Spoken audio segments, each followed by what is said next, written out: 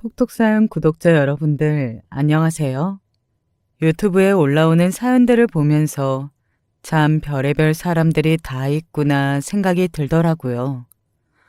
대체 왜 저렇게 답답하게 구나 싶기도 하고, 그런데 막상 제가 그 사연의 주인공이 되고 나니까 그런 생각을 했던 걸 반성하게 되더라고요. 저도 시청자의 입장으로 봤을 땐 왜 저걸 몰라? 왜 저렇게 답답해 사람이 이랬었는데 막상 제가 겪어보니 그렇게 눈 가리고 답답하게 굴게 되더라고요. 참 웃기죠? 제가 오늘 제보할 사연은 제 결혼이 시원하게 파토나게 된 이야기입니다. 그래도 결혼을 약속할 정도로 사랑했던 남자고 당연히 파혼을 하고 나서도 한동안 회복하기 어려웠지만 이제는 시간이 좀 지나서 아유, 그래. 내가 더러운 똥 한 번 제대로 밟았다고 생각하고 넘어갈 수 있을 정도가 되었습니다. 그래서 제발 사연을 듣고 계시는 분들은 저처럼 이렇게 똥인지 된장인지 찍어 먹어보고 알지 마시라고, 똥이 보이면 잘 피해가라고 이렇게 사연을 제보합니다. 유튜브 채널에 올라오는 사연 덕분에 학력 가지고 사람 끝나누고 무시하는 개념 없는 사람들이 한둘이 아닌 걸 알고 있었지만 제 사연은 단연컨대 기가 막히고 제일 속 시원하다 장담할 수 있네요. 우선 이야기를 시작하기에 앞서서 저한테는 평생의 영웅 같은 분이 계십니다. 바로 저희 어머니예요. 저희 어머니 소개를 간단하게 드리자면 여장부도 그런 여장부가 없으세요. 학교 다닐 때 왜 영웅설화 이런 것들을 배우면서 자라잖아요. 전 그런 걸 배울 때 보면서 그랬어요. 어? 우리 엄마가 훨씬 멋있는데? 우리 엄마가 훨씬 더 센데 하고요. 저희 아버지가 저 태어나시기도 전에 세상을 떠나셨어요. 그래서 저는 아버지 얼굴을 사진으로만 봤지 실제로 본 적이 한 번도 없네요. 하도 좁은 지역 사회라서 지역 이름을 말하면 건너 건너 누군지 다 알 것 같아 말씀은 못 드리는데 제가 어렸을 때 바닷가 동네에서 살았었어요. 저도 엄마를 통해 듣게 된 거지만 저희 아버지는 그 지역에서 어렸을 때부터 가업을 물려받아 오랫동안 뱃일을 하셨었대요. 그 돈으로 선박을 여러 채 사서 뱃일도 하고 배도 빌려주고 그러셨다고요. 동네에서 잘생긴 거로는 1등이었던 저희 아버지가 뱃일을 하는 모습을 보고 엄마가 첫눈에 반해 그렇게 살림을 차리게 됐고 얼마 지나지 않아 엄마가 저를 가지게 되셨고요. 그런데 무슨 운명의 장난인지 엄마가 저를 가진 지 3개월밖에 되지 않았을 때였나? 동네 사람들이 어쩌면 좋냐고 울면서 저희 엄마를 찾아왔대요. 엄마가 혼비백산에서 바닷가로 뛰어나가 보니까 집채만한 파도가 아버지가 타신 배를 덮쳐서 아버지를 포함한 선원들이 싹 다 실종됐다고. 엄마도 무너져서 펑펑 우시고 난리도 아니었대요. 아버지가 사고가 있었던 당시의 날씨가 너무 안 좋아서 처음에는 시신도 못 찾았었는데 저희 엄마가 애를 혼자서 어떻게 키우냐 싶어서 저를 가진 채로 바다에 몸을 던지려고 하던 그때 기적처럼 아버지 시신을 찾았다네요. 그때 그랬대요. 아, 우리 남편이 나랑 우리 딸 살리고 싶어서 돌아왔구나. 내가 이렇게 살면 안 되겠구나. 정신 차리자 하고요. 그렇게 하마터면 엄마랑 물거품이 될 뻔한 저는 하늘에 계신 아버지의 만류로 무사히 태어날 수 있었고 엄마는 졸지에 애 딸린 과부 신세가 되었죠. 제가 기억이 남아있는 유년 시절에 가장 많이 했던 생각이 뭐였냐면 와, 우리 엄마만큼 강한 여자가 있을까? 난 다른 사람한테는 다 대들어도 우리 엄마한테는 절대 대들면 안 되겠다 였어요. 아버지가 돌아가시고 나서 엄마가 그 일을 이어서 하셨었죠. 아시는 분들은 아시겠지만 뱃일이라는 게 절대 그렇게 쉬운 게 아니거든요. 저희 엄마 역시 거친 뱃사람들 사이에서 상처도 많이 받으시고 제가 목격해서 알지만 남몰래 우시기도 많이 우셨어요. 엄마, 엄마는 대체 옛날에 왜 아버지 돌아가시고 엄마 혼자 그 일 이어받아서 하실 때 왜 그렇게 꾸역꾸역 버텼대? 굳이 아버지 일 안 이어받아도 됐잖아. 그럼 내가 핏덩이 같은 어린 자식 놔두고 야반도주라도 하랴? 어떻게든지 부족함 없이 키우고 싶어서 이 약물고 버텼던 거지. 지금이야 엄마랑 농담처럼 웃으면서 이런 이야기를 하지만 저희 엄마가 얼마나 힘드셨겠어요. 그 당시에 엄마 나이가 지금 저보다 어렸는데요. 여튼 그 당시에 저를 혼자 보면서 일도 할 수가 없으니까 엄마도 친정에 들어가셨었대요. 엄마도 엄마지만 외할머니 손에서 자랐고요. 외할머니도 딸이 그렇게 생고생을 하고 있는 걸 보고 마음이 많이 안 좋으셨겠죠. 새벽부터 바다에 나가서 또 저희 아빠 같은 사고를 당할까봐 할머니가 매일 저를 데리고 절에 가서 엄마가 돌아올 때까지 기도도 올리고 절 마당도 쓸고 하셨던 것도 그렇게라도 마음을 달래시려고 그랬던 거겠죠. 외할머니가 제가 이런 걸 기억하고 있는 줄 아마 꿈에도 모르시겠지만 제가 한 5살 때였나? 외할머니랑 엄마랑 한번 크게 싸운 적이 있었거든요. 네가 전생에 무슨 업보가 있어서 이렇게 고생을 해? 어?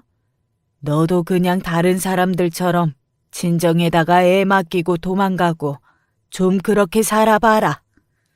이 애가 대체 뭐라고 어디다 내줘버리고 너 하나 그냥 행복하게 살면 될 것을. 아휴. 엄마는 여태 그런 마음으로 날 도와줬어? 엄마가 똑같은 상황에 있었어도 나 내다 버리고 혼자 잘 살았을 거야? 그런 말 할 거면 도와주지도 마. 엄마 도움 이제 안 받아.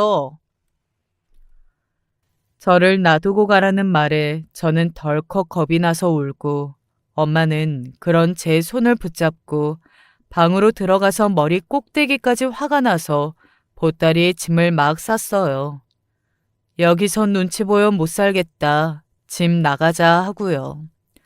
외할머니가 뭐 정말 저를 버리라고 그런 소리를 하셨겠어요. 본인 딸이 팔자에도 없는 고생을 하고 있으니까 마음이 안타까워 그러셨겠죠.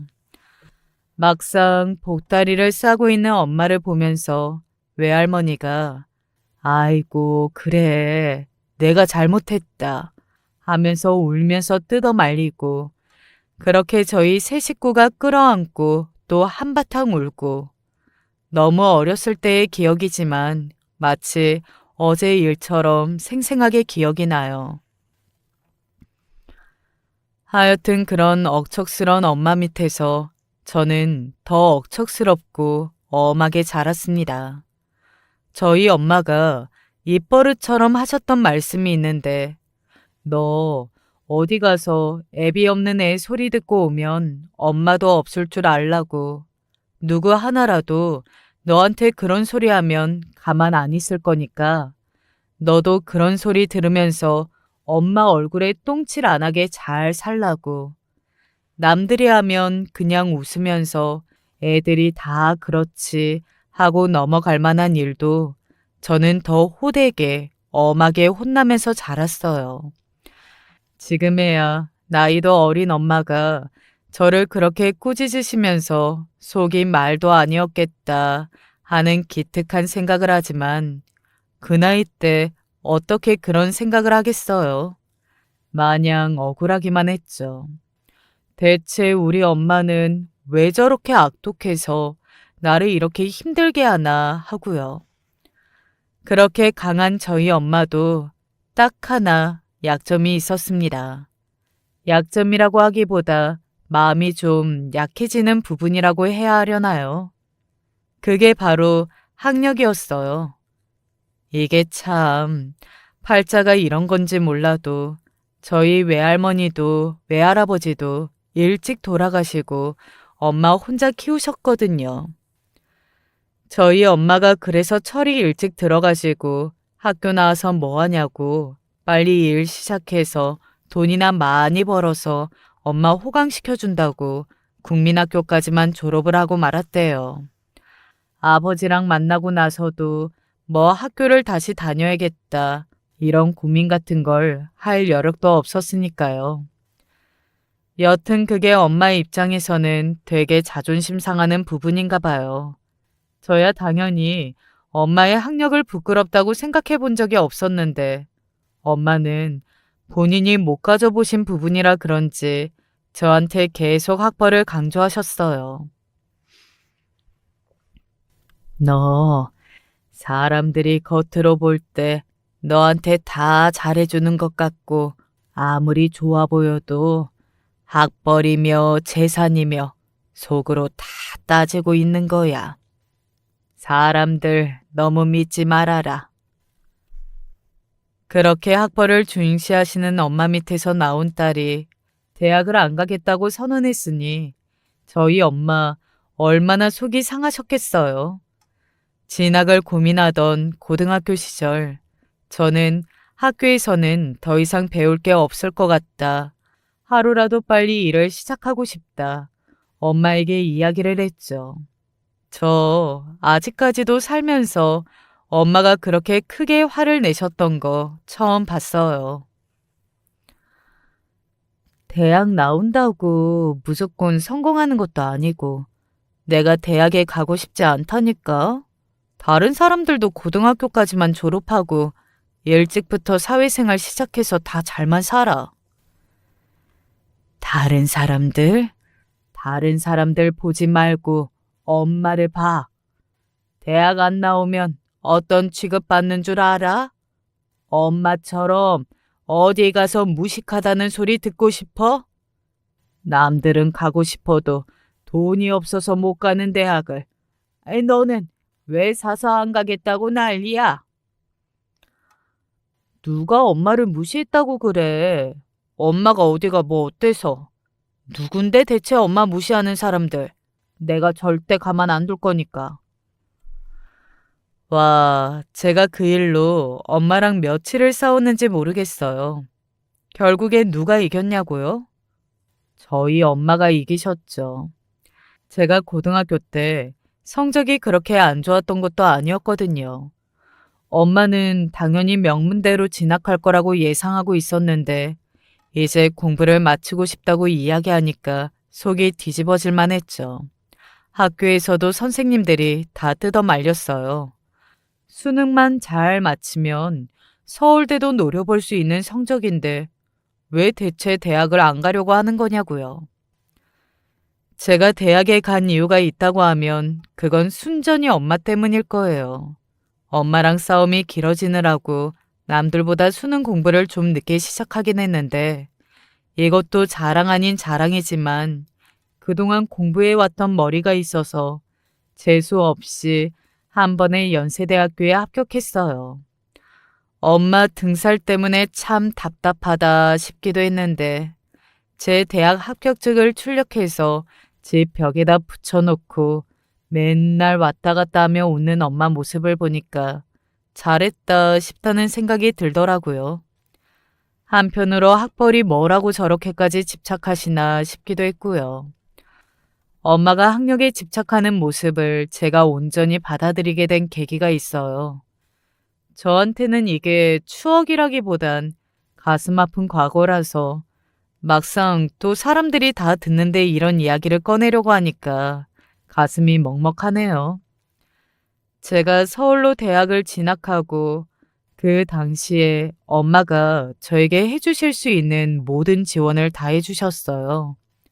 신촌에 자취방도 하나 얻어주셨고, 왜 그 당시에 제 또래 친구들은 다들 버스 아니면 지하철을 타고 다니던 시기였는데, 저는 대학생 때부터 자가용을 끌고 다녔거든요.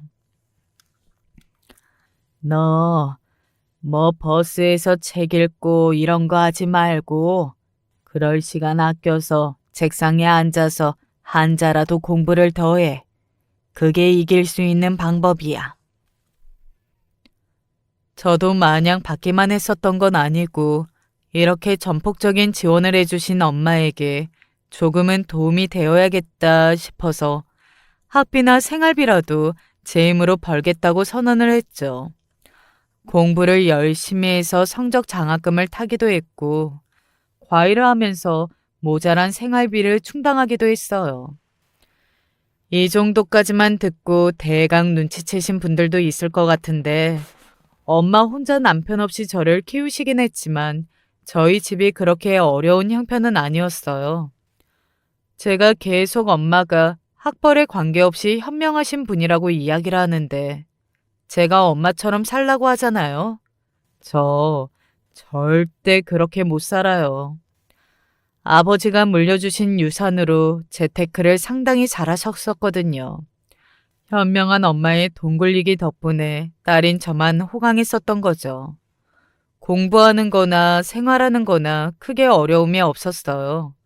돈이 많다고 또 펑펑 쓰는 졸부 같은 스타일은 절대 아니셨고 꼭 필요한 데가 어딘지 고민해서 쓰시는 분이셨는데 특히 제 교육과 관련된 일이라면 뒤도 돌아보지 않고 우선 투자부터 하고 보셨네요. 여튼 맹모 삼천지교라는 말이 있잖아요. 맹모 같은 저희 엄마 덕분에 저는 그야말로 경주마처럼 공부에만 집중하고 목표를 세우며 다른 데에 한눈 팔지 않고 오로지 앞만 보고 달려갈 수 있는 사람으로 성장할 수 있었어요. 그런 든든한 엄마의 약한 모습을 봤던 게 제가 대학교 3학년이 되던 해였네요. 그때가 엄청 더운 여름이었는데 저도 방학이라서 과외한다고 일주일에 2번씩 나가는 거 아니면 일찌감치 취업 준비를 하려고 대부분의 생활은 집에서 하던 때였어요. 그런데 엄마가 갑자기 전화가 온 거예요. 여름도 됐고 올라가서 청소도 한번 하고 몸보신도 시켜줘야겠다고요. 정말 내가 마중 안 나가도 되겠어? 잘 찾아올 수 있겠어? 야, 너 좋은 대학 좀 나왔다고 엄마 무시하니? 엄마가 무슨 80살 먹은 노인도 아니고 버스만 타면 터미널 앞에 딱 하고 내려주는데 그거 길 하나 못 찾아갈까 봐? 왜 또 말을 그렇게 해? 걱정되니까 그렇지. 서울이 거기랑 같은 줄 알아? 터미널에서 딱 내려서 몇 분 걷는다고 우리 집이 나오는 게 아니라니까 그러네. 아유, 됐어. 부동산에서 준 주소 적어가지고 올라가니까 넌 쓸데없는 걱정 말고 공부나 하고 있어. 제가 이사하는 날을 제외하고 저희 엄마가 서울에 올라오시는 건 처음이었거든요. 갑자기 올라오신다고 하니까 신경이 엄청 쓰이더라고요. 그냥 엄마한테 말 안 하고 차 시간 맞춰서 마중 나갈 걸 후회했지만 설마 별일이야 있겠어? 생각하고 말았죠. 그런데 걱정은 절대 안 해도 된다는 엄마의 말과 달리 이미 도착할 시간이 한참 넘었는데도 아무 연락이 없는 거예요. 이건 뭔가 잘못됐다 싶어서 얼른 엄마한테 다시 전화를 걸어봤죠. 그런데 또 엄마 휴대폰은 꺼져 있고 그쯤 되니까 저도 정신이 나갈 것 같은 거예요. 실종 신고를 해야 하나? 가족이라고는 엄마밖에 안 남았는데 엄마도 어떻게 된 게 아닌가. 경찰에 전화할 정신도 없이 울면서 막 집을 뛰쳐나갔어요. 그 당시에 제가 살던 집이 어떻게 생겼냐면 긴 골목을 따라서 빌라촌을 한참 돌고 돌아 들어와야 나오는 집이에요. 물론 길이 그렇게 어려운 만큼 안내판들은 다 잘 설치되어 있는데 잘 보이지 않는데 저 골목 끝에 엄마처럼 보이는 뒷모습이 보이는 거예요. 저 그때 막 생각할 겨를도 없이 뛰어갔어요. 날은 어둑어둑해져 있지. 저게 우리 엄마가 아니면 난 정말 어쩌지? 그때는 어떻게 하지? 하고요. 엄마! 다행히 골목 끝에 양손에 짐을 한 보따리 들고 서 있는 건 저희 엄마가 맞았어요. 어깨를 붙들고 막 우는데 엄마도 엄청 당황한 얼굴로 저를 쳐다보시더라고요. 엄청나게 놀라기도 하고 그래도 엄마를 찾아서 다행이라는 안도감이 밀려오기도 하고 이 시간까지 왜 안 들어오고 걱정시키나 짜증도 나고 해서 엄마를 붙잡고 그 골목에서 사람들이 쳐다보든 말든 막 화를 냈었어요. 핸드폰은 왜 또 꺼져 있는데 지금 시간이 몇 시야? 엄마가 몇 시 버스를 타고 왔는데 어디 들리면 들린다, 좀 늦으면 늦는다. 말을 해줘야 될 거 아니야. 내가 얼마나 철렁했는 줄 알아? 여기까지 왔는데 왜 또 안 올라오고 서 있어가지고 사람이 무슨 일 있었던 건 아니지? 제가 엄마 어깨를 붙들고 막 화를 내는데 저희 엄마가 우시는 거예요. 저 살면서 엄마 우는 모습을 한 번도 못 봤었거든요. 그런데 진짜 엄마가 소리를 내면서 엉엉 우셔서 저는 또 걱정을 했죠. 엄마가 진짜 무슨 일이 있었던 건 아닐까. 내가 그것도 모르고 화부터 낸 건가 하고요. 그런데 엄마가 그러시는 거예요. 내가 주소를 잘 적어 왔는데 이게 다 영어로 되어 있어가지고. 순간 가슴이 덜컹하더라고요. 그때 제가 살고 있던 빌라촌이 외국인 유학생들이 많이 사는 곳이었어가지고 건물 이름이 영어로 되어 있었어요. 저는 아무런 생각 없이 엄마한테도 한글로 알려드렸었고 부동산에서도 한글 주소만 알려주니까 엄마는 그걸 적어가지고 올라오신 건데 죄다 영어로 되어 있는 건물 이름을 보고 대체 어떤 건물인지 알 수가 없어서 한참 헤매고 계셨다는 거예요. 여기에 학생들도 많이 다니는데 지나다니는 애들한테 좀 물어보지 그랬냐니까. 다 제 친구 같고 선배 같아서 차마 못 물어보셨답니다. 하나밖에 없는 딸 엄마가 되어서 영어 한 줄 못 읽는 사람일까 소문이 날까 봐요. 그래서 때가 되면 애가 나오겠지 하고 산책하는 것처럼 골목만 왔다 갔다 하다가 입구에서 그렇게 기다리고 계셨다는 거예요. 평소에 호탕한 성격에 부끄러움이라고는 하나도 못 느끼는 사람이라고 생각했었는데 엄마가 하는 그런 이야기를 들으니 정말 마음이 찢어질 듯이 아프더라고요. 이런 엄마 마음 하나 못 알아차려주는 못난 딸이다. 내 탓이다 싶고 그래서 집 앞 골목에서 엄마랑 저랑 끌어안고 그렇게 한참을 울었어요. 엄마, 나 엄마 하나도 안 창피해. 나는 엄마가 제일 멋있다고 생각하는데 엄마가 자꾸 엄마 스스로 창피하다고 이야기하면 어떡해 해. 그러니까 앞으로는 이런 일 있으면 내 생각하지 말고 엄마 하고 싶은 대로 해. 알겠지? 아무도 엄마 무시 안 해. 아무도 엄마 무시 못하게 할게.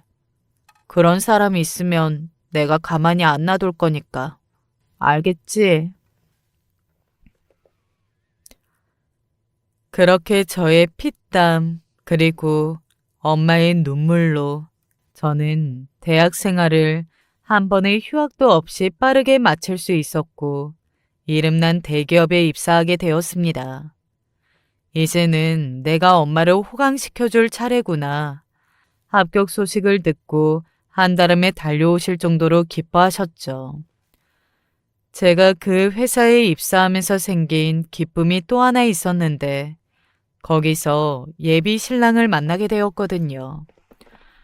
저희 엄마도 아버지한테 첫눈에 반해서 쫓아다녔다고 그랬잖아요. 첫눈에 반해서 쫓아다니는 그런 게 무슨 유전도 아닌데 저도 남편한테 그랬어요. 제가 먼저 좋아서 죽자고 쫓아다녔거든요. 아직도 그때가 기억나네요. 제가 처음에 회사에 입사했을 당시에 동기부터 선배들까지 서울대, 연세대, 고려대, 뭐 미국 유명한 어디 대학교, 오죽하면 저희 회사가 업계에서 학벌 잔치라는 소문이 돌 정도로 엄청난 엘리트 집단이었어요. 문턱이 높기로 소문난 그 회사에 들어간 게 제 입장에서는 참 자랑스럽기도 했습니다만 어딜 가나 이상한 사람들은 있기 마련이잖아요.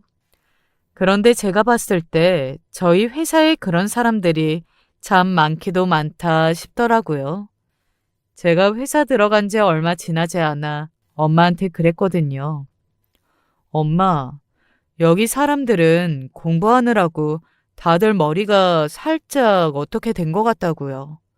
너무 사람들 안 만나고 죽자 사자 공부만 해서 그런지 인성을 못 갖춘 사람들이 꽤나 있었거든요. 대리님, 바닥에 뭐가 떨어져 있는데요. 아니요, 책상 말고요. 대리님 의자 밑에요. 쓰레기가 떨어진 것 같아서요. 나도. 내가 못 봐서 안 좋은 거겠어? 이런 건 청소 아주머니들이나 하는 일이야. 제 옆자리에 앉은 대리님이 제 사수였는데 일을 하다가 보니까 바닥에 쓰레기가 떨어져 있는 거예요. 못 보셨겠거니 하고 제가 먼저 쓰레기가 떨어져 있다고 알려주니까 대수롭지 않다는 듯이 그러는 거예요. 이런 건 청소하시는 아주머니들이나 하는 일이라고요. 그 이야기를 듣는데 제가 얼마나 황당했겠어요. 황당한 제가 이상한 게 아니죠. 네?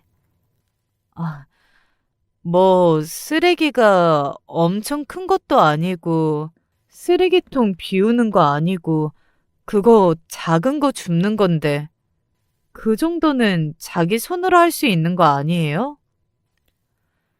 네가 뭘 모르는 거야, 그게. 아줌마들이 하는 일이 있고 우리가 하는 일이 있는 거고 엄연히 그 아줌마들도 이런 거 하려고 월급 받으면서 여기서 일하는 건데 내가 그런 일까지 해버리면 그 아줌마들 일 뺏는 거라니까. 기가 차죠. 그런데 저희 회사에 그런 식으로 생각하는 사람들이 대리님 한 분이 아니었어요. 저런 말도 안 되는 인성을 가지고 있는 사람들이 태반이었죠.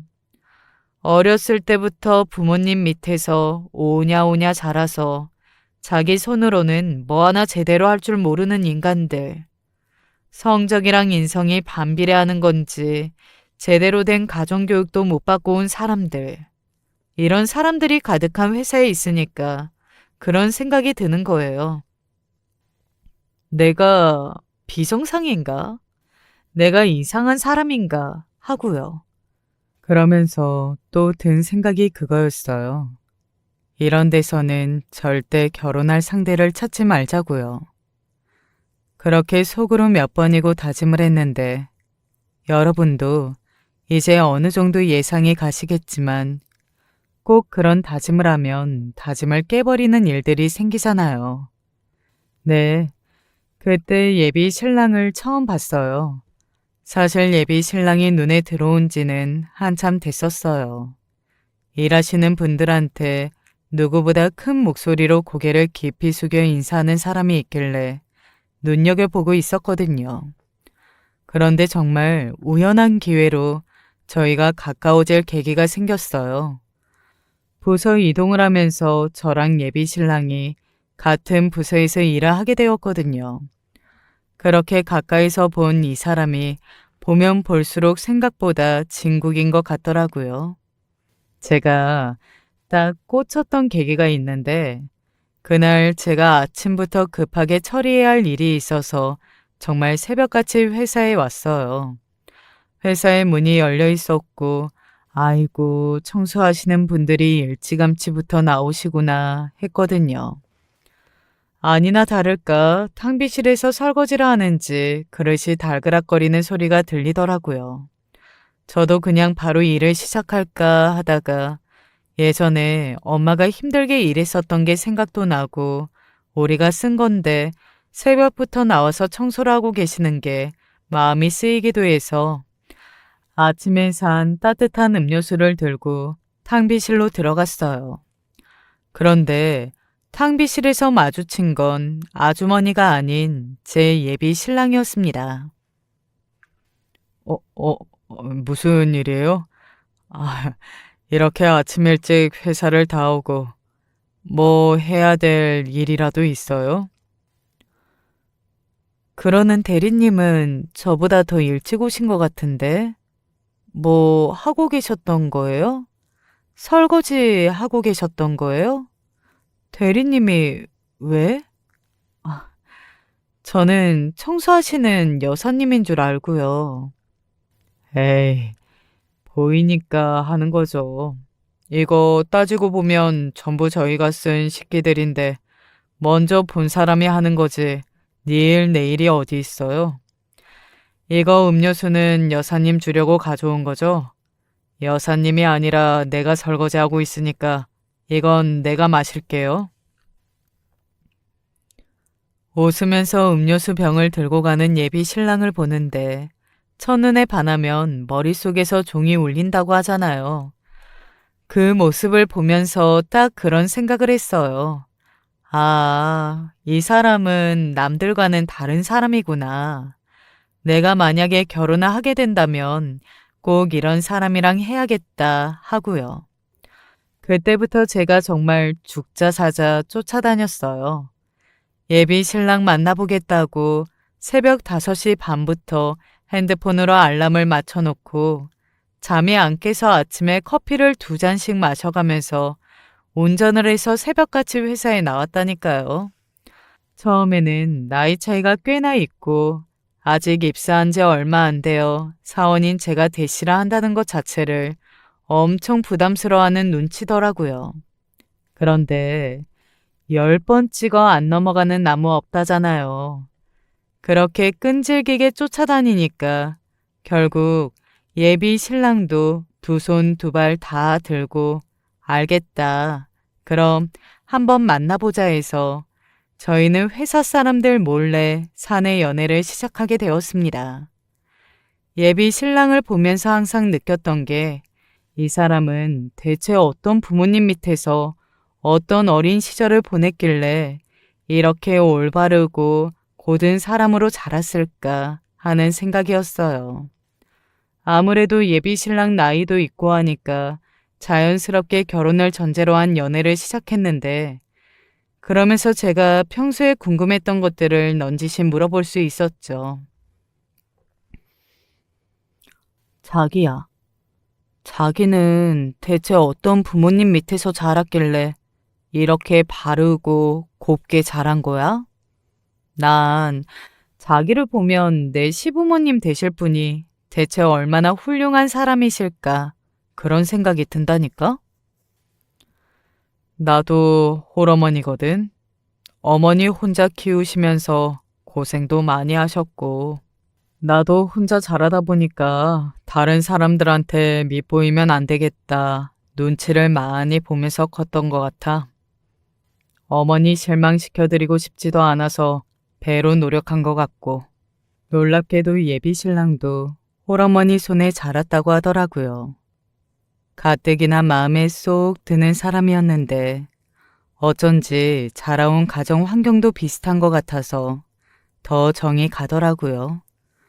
내가 엄마에 대해 가지고 있는 마음을 이 사람이라면 이해해주고 품어줄 수도 있겠구나 하고요. 나는 다른 건 다 필요 없어. 우리 엄마한테 잘하는 사람이면 좋겠어. 뭐, 모시고 살아라 이런 게 아니고 정말 존중하고 힘들 때 도움이 될 수 있는 사람 있잖아. 자기도 알겠지만 어머님도 그렇고 우리 엄마도 그렇고 혼자 아이 키우면서 얼마나 힘드셨겠어. 집안에 목매는 사람이라고 싫어할 수 있는 거 아는데 나는 그거 하나 빼면 바라는 게 없어서 미리 이야기하는 거야. 남편이 돈 많이 벌어오는 것도 원하지 않고 나를 공주같이 대접하고 그런 거 하나도 안 바래. 그냥 엄마한테만 잘하면 그걸로 만족이야. 사실 결혼 시장에서 홀어머니를 모시고 사는 외동딸은 냉정하게 이야기해서 인기 없는 요소들을 모두 갖추고 있는 거잖아요. 혹시 나중에라도 어머니가 아프면 모실 사람이나 하나밖에 없다는 것도 다른 사람들이 봤을 땐 걱정스러운 요소일 수도 있고요. 전 그래도 어릴 때부터 변하지 않았던 마음 하나가 어떤 좋은 사람이 와도 우리 엄마한테 잘하지 못하는 사람이라면 결혼을 포기하겠다. 이런 생각이었거든요. 제 이야기에 예비 신랑도 펄쩍 뛰면서 자기도 같은 환경에서 자랐기 때문에 무슨 기분인지 잘 안다고 자기도 마찬가지라고 이야기를 하더라고요. 서로 바라는 게 같으니까 양쪽에 서로가 알아서 더 잘하지 않겠어? 우리 이제 다 같이 가족이 될 사이인데 일어나지도 않은 일로 너무 스트레스 받지 말자. 더할 나위 없이 든든하더라고요. 전 그렇게 결혼을 준비하기 시작했습니다. 다사다난했던 저의 인생만큼이나 결혼 준비도 순탄하게 흘러가진 않았어요. 그렇지만 그런 상황 속에서도 저에게 가장 큰 힘이 되었던 건 저희 엄마였죠. 엄마는 마치 엄마가 결혼하는 것처럼 인생의 큰 이벤트로 제 결혼만 기다리고 있었던 사람처럼 뭐든지 다 지원해 주셨어요. 엄마, 이게 대체 다 뭐야? 내가 시간이 없어서 신혼집으로 괜찮은 동네만 알아봐 달라고 했지. 이 정도로 부탁한 건 아니었는데. 이걸 다 가본 거야?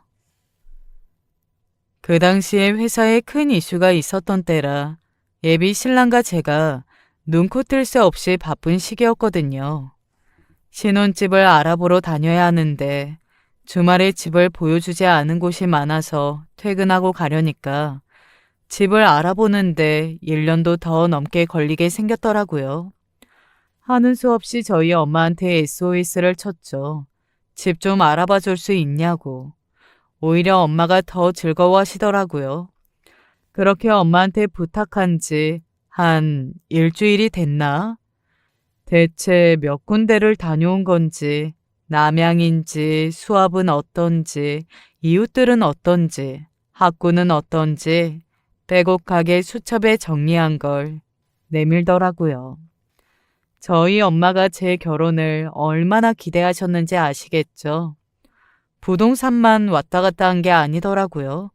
제가 봤을 때 엄마가 알아본 집 중에서 물론 강남에 있는 아파트가 제일 마음에 들긴 했지만 저희가 준비한 예산으로는 대출을 낀다고 하더라도 좀 무리가 있는 상황이었어요. 아무래도 여기가 좋을 것 같다고 서울 외곽 쪽에 있는 집을 고르려고 하니까 엄마는 제가 그럴 줄 알았다는 듯이 강남에 있는 아파트를 잡으라고 하더라고요. 처음부터 다 갖고 시작하는 사람이 어딨어. 우리 예산으로는 이 집은 무리야. 좀 살다가 저축도 하고 아이도 낳고 하면 그때 옮기면 되지. 이건 엄마 선물이야. 네 말대로 나중에 내 손주도 낳고 살아야 하는데 이리저리 이사 다니는 것보다 좋은 데서 진득하게 사는 게 애 정세에도 좋아. 저는 한사코 말렸죠. 아무리 그래도 둘이 같이 살 신혼집인데 집은 우리가 직접 해야 하는 게 맞지 않겠냐고요. 엄마는 이러려고 돈 벌었지 다른 이유가 있겠냐면서 제가 가고 싶었던 강남의 40평대 아파트를 제 명의로 해주셨어요. 네가 살아보고 괜찮은 사람이다 싶으면 그때 공동 명의로 돌려줘. 딸한테 해주는 선물인데 딸 명의로 해주는 게 맞지. 저희 엄마의 파격적인 지원은 거기서 끝나지 않았습니다. 엄마 덕분에 집 문제가 수월하게 해결되고 예비 신랑도 저희 엄마한테 너무 감사하다고 이것저것 선물을 보냈어요. 그렇게 저희도 신혼살림을 미리 집으로 좀 옮겨놓고 예식장도 알아보고 상견례를 준비하고 있던 그때 회사에서 터진 문제가 쉽게 해결되지 않아 갑작스럽게 예비 신랑의 발령 소식이 났더라고요. 저희가 살던 곳에서 그렇게 멀리 떨어진 곳은 아니었지만 신혼집에서 출퇴근을 하려면 왕복으로 2시간은 걸리는 거리라서 차가 없이 지하철로만 출근하던 예비 신랑도 슬슬 차를 알아봐야 하는 상황이었죠. 그런데 거기서 또 저희 엄마가 예비 신랑과 절 부르더니 차키를 내미시더라고요. 장모님, 이게 받아도 시댁이랑 왔다 갔다 해야 하는데 언제까지고 지하철 타고 돌아다닐 거야. 그렇다고 내 딸만 계속 운전을 시킬 수도 없는 노릇이고 이제 자네도 운전해야지. 주행거리 보면 알겠지만 내가 몰고 있는 차가 있어서 그냥 세컨카처럼 쓰는 차니까 부담 갖지 말고 긁고 뭐하고 해도 되는데 어디 박지만 말고 마음 편하게 쓰게 그냥. 엄마, 너무 과해. 아무리 세컨카라지만 외제차는 우리도 부담스러워. 넌 가만히 있어. 예비 사위한테 내가 그 정도도 못해줘? 자네 운전부터 얼른 배우게. 좋은 차 가지고 우리 딸 좋은데 많이 데려다 주라고 내가 뇌물로 주는 거니까. 장모님, 감사합니다. 큰 선물 받은 만큼 제가 더 잘하겠습니다. 엄마의 선물이 너무 과한 게 아닌가 생각도 했지만 기뻐하는 예비 신랑을 보고 저도 좋은 게 좋은 거다 했죠. 엄마가 아무런 생각 없이 그런 선물을 줄 사람도 아니다 싶었고요. 결혼식 준비는 그렇게 차근히 잘 되어가고 있었습니다. 저도 예비 시댁에 가서 무사히 인사를 마치고 집부터 차까지 저희 엄마가 다 해결해 주신 덕분에 골치 아픈 일들도 빨리 지나갈 수 있어서 감사했죠. 인사 가기 전에 아무래도 시댁이니 좀 걱정 아닌 걱정을 했었어요. 예비 신랑 이야기도 한몫했죠. 우리 엄마가 조금 철이 없어. 말을 좀 함부로 하시는 편이긴 한데 자기는 아마 괜찮을 거야. 이런 이야기들을 해서 시어머니 되실 분이 대체 말을 얼마나 세게 하시길래 이렇게까지 겁을 주나 했었는데 막상 인사를 가고 나니까 별다른 말씀이 없으셨거든요. 본인 어머니에 대한 기준이 얼마나 높길래 이런 분한테 그런 소리를 하지 했어요. 인사를 갔을 때 별다른 말씀은 없으셨고 넌지시 지나가듯이 그런 이야기는 하셨었어요. 제 학력을 물어보시더니 어머님은 이화여대 나오셨다고 한동안 본인 자랑을 계속 하시더라고요. 저라고 남자랑 듣는 걸 그렇게 좋아하는 편은 아니지만 그런 자랑이야 누구나 할 수 있는 거 아니겠어요? 어머님, 그 나이에 이화여대 나오신 거면 공부를 엄청 열심히 하셨었나 봐. 우리 엄마는 일을 빨리 시작하는 바람에 국민학교까지 나오시고 공부를 더 못하셨거든. 아, 그래? 우리 어머니도 뭐 학벌은 좋으신 편인데 워낙 공주같이 자란 분이라서 내가 크면서 좀 고생을 많이 했어.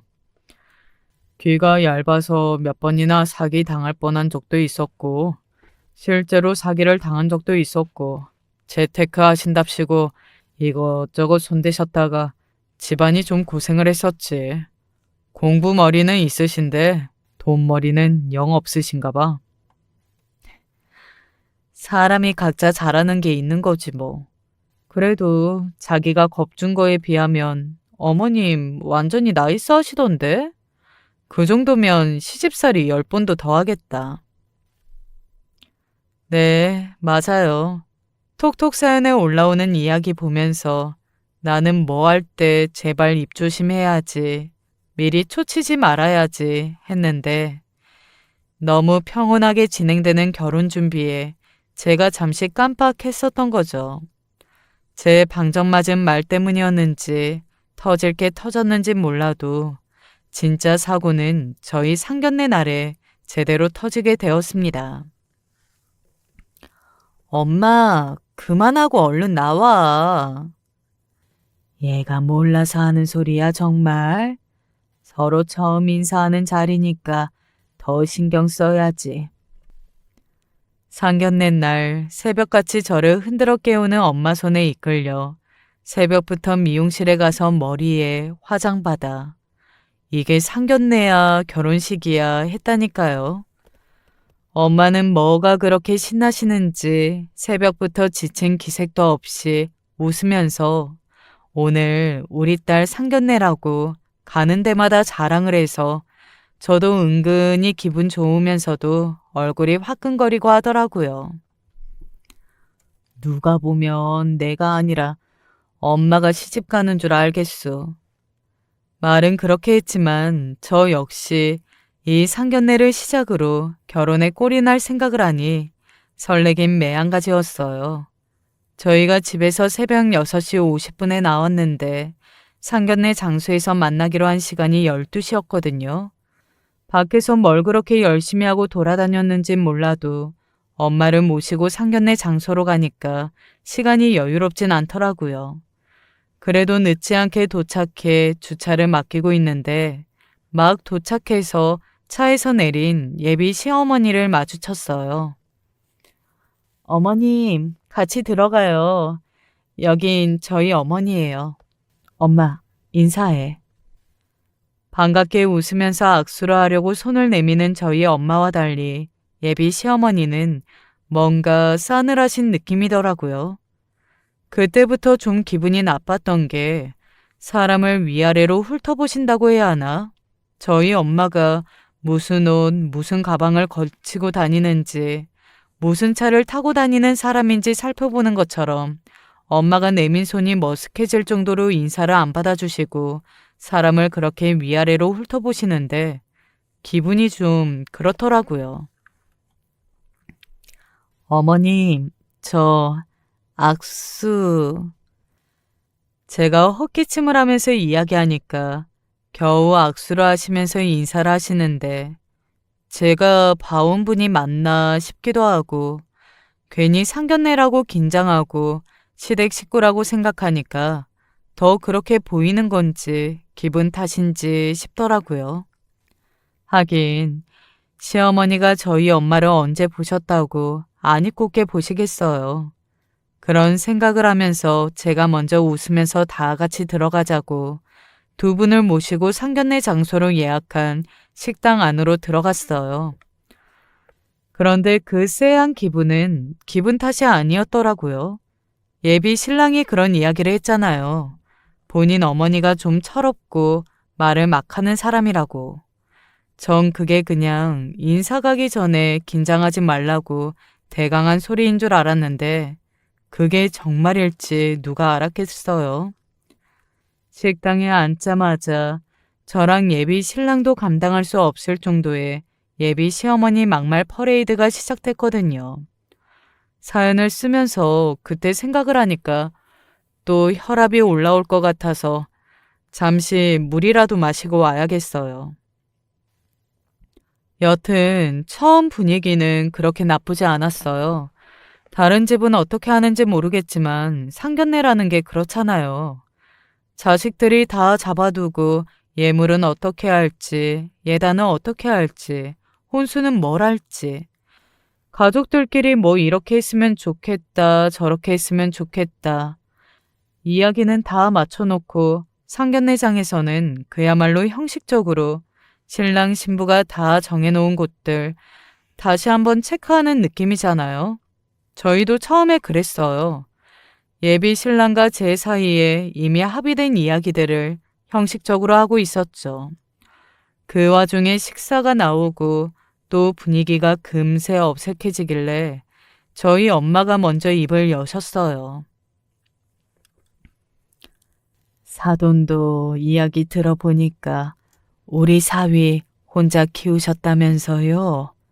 그 이야기 듣고 그래도 두 사람이 같이 아픈 구석도 있고 하니까 잘 의지하면서 살 수 있겠다 싶어서 안도가 되더라고요.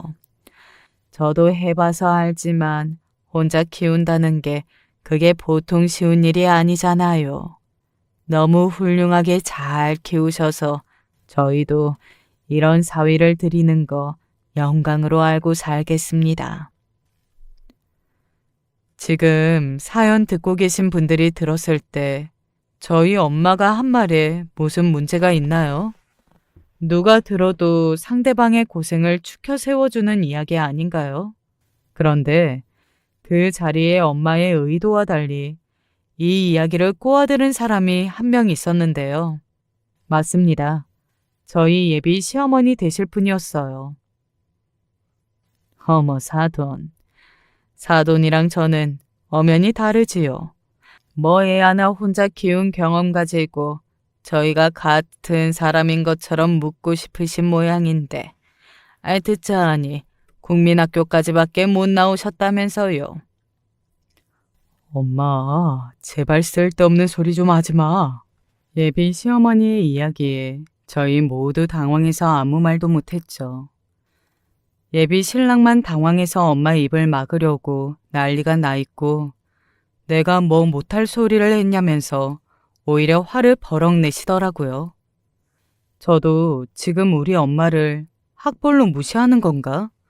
순간 화가 벌컥 나서 당장이라도 자리를 박차고 일어나고 싶었는데 사람이 오히려 너무 당황하고 화가 나니까 자리를 박차고 나가긴커녕 입도 안 떨어지고 화가 나서 손만 달달 떨리더라고요. 저희 엄마도 마찬가지셨죠. 저 사람이 지금 무슨 소리를 하는 건가? 딱 봐도 당황한 것 같았어요. 예비 신랑이 아무리 뜯어 말린다고 해도 시어머니의 막말은 멈출 줄은 몰랐죠. 아이 좀 나봐.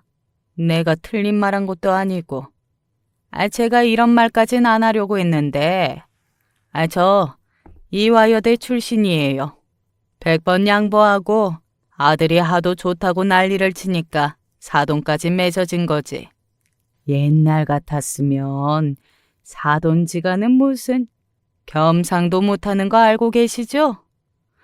뭐 사돈은 저기서 음식이나 나르셨겠네요. 상견례 자리라고 꽤나 꾸미고 오신 것 같은데 그 가방 그것도 짝퉁인 거 엄청 티나요. 들으면 들을수록 기가 찬 이야기에 혹시라도 엄마가 상처받진 않을까 제가 못 참고 한마디 하려고 물잔을 꽉 쥐고 있는데 엄마가 제 마음을 다 안다는 듯이 괜찮다는 듯이 제 손을 잡고 웃으면서 저를 말리시더라고요.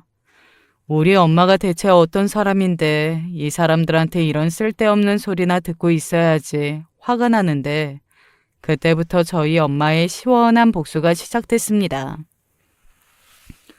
저희 엄마를 한껏 비웃고 있는 예비 시어머니에게 저희 엄마는 가방에서 명함을 꺼내 집어 던지셨어요. 제가 쇼핑할 때 담당하는 직원인데 연락 한번 해보세요. 사돈이 그거 사실 돈이나 있을진 모르겠지만 짝퉁이라도 들고 다니시려면 가서 진짜 가방은 어떻게 생겼는지 구경이라도 하셔야지 않겠어요? 뭐 패션도 그렇고 인성도 그렇고 이화여대에서 그런 건 안 가르치나 보죠? 조근조근 시어머니가 했던 막말을 돌려주는 엄마가 속 시원하게 이야기를 시작하는데 또 대학 이야기가 나오니 발끈했는지 자리에서 일어나서 저희 엄마에게 삿대질을 하기 시작하더라고요. 뭐야? 야, 너 말 다 했어? 지금 우리 엄마한테 야라고 하신 거예요? 넌 가만히 있어. 아니, 이제 시작인데 무슨 말을 다 해? 이게 어디다 대고 삿대질이야. 평생 자랑할 거리가 이화여대 나온 거 그거 하나밖에 없나 본데 그렇게 자랑하고 싶으면 남 깎아내리지 말고 네 자랑만 해. 뭐 어째? 내가 오늘 너무 저렴한 가방을 들고 왔나? 하긴 200억대 자산가가 들고 다니기엔 너무 조촐하지.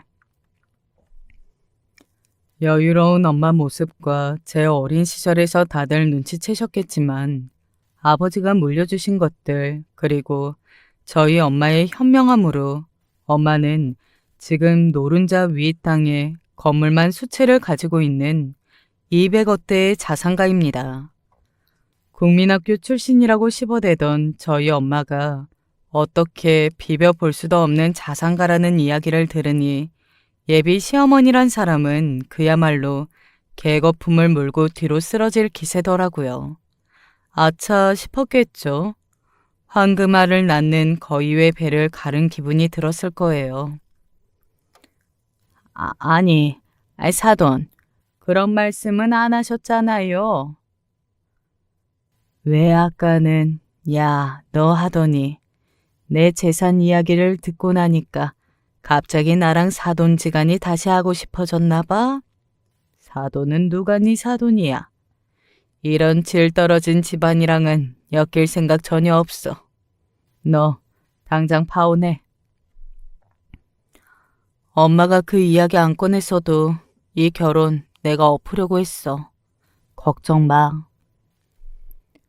어쩔 줄 몰라 하는 예비 시어머니 그리고 진정하고 다시 이야기하자며 제 팔을 붙잡는 예비 신랑을 뿌리치고 저도 한 소리 했습니다. 시끄럽고 네 차키나 내놔. 그거 우리 엄마가 준 차잖아. 신혼집에 넣어놓은 네 짐은 네 손으로 가져갈 생각 꿈도 꾸지 마. 내가 포장이사 불러서 네 사무실 앞으로 보낼 테니까. 내 집, 우리 엄마 차, 네가 가져갈 수 있는 거 아무것도 없어. 그리고 있잖아. 넌 어지간해서 앞으로 절대 결혼하지 마라. 무식한 네 엄마를 대체 누가 모시고 사니? 뭐? 아파트랑 차, 네 거라고 했잖아. 네가 마련한 거라며. 아우, 이게 다 누구 때문인데. 엄만 제발 조용히 좀 있어. 기가 막히죠.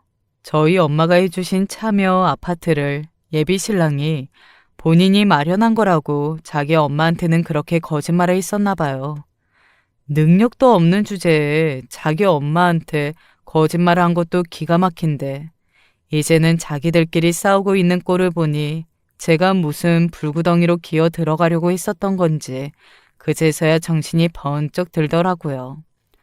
둘 다 어쩔 줄 몰라 하는 모습에 마지막으로 한마디 날려주고 미련 없이 엄마와 그 자리를 떴습니다.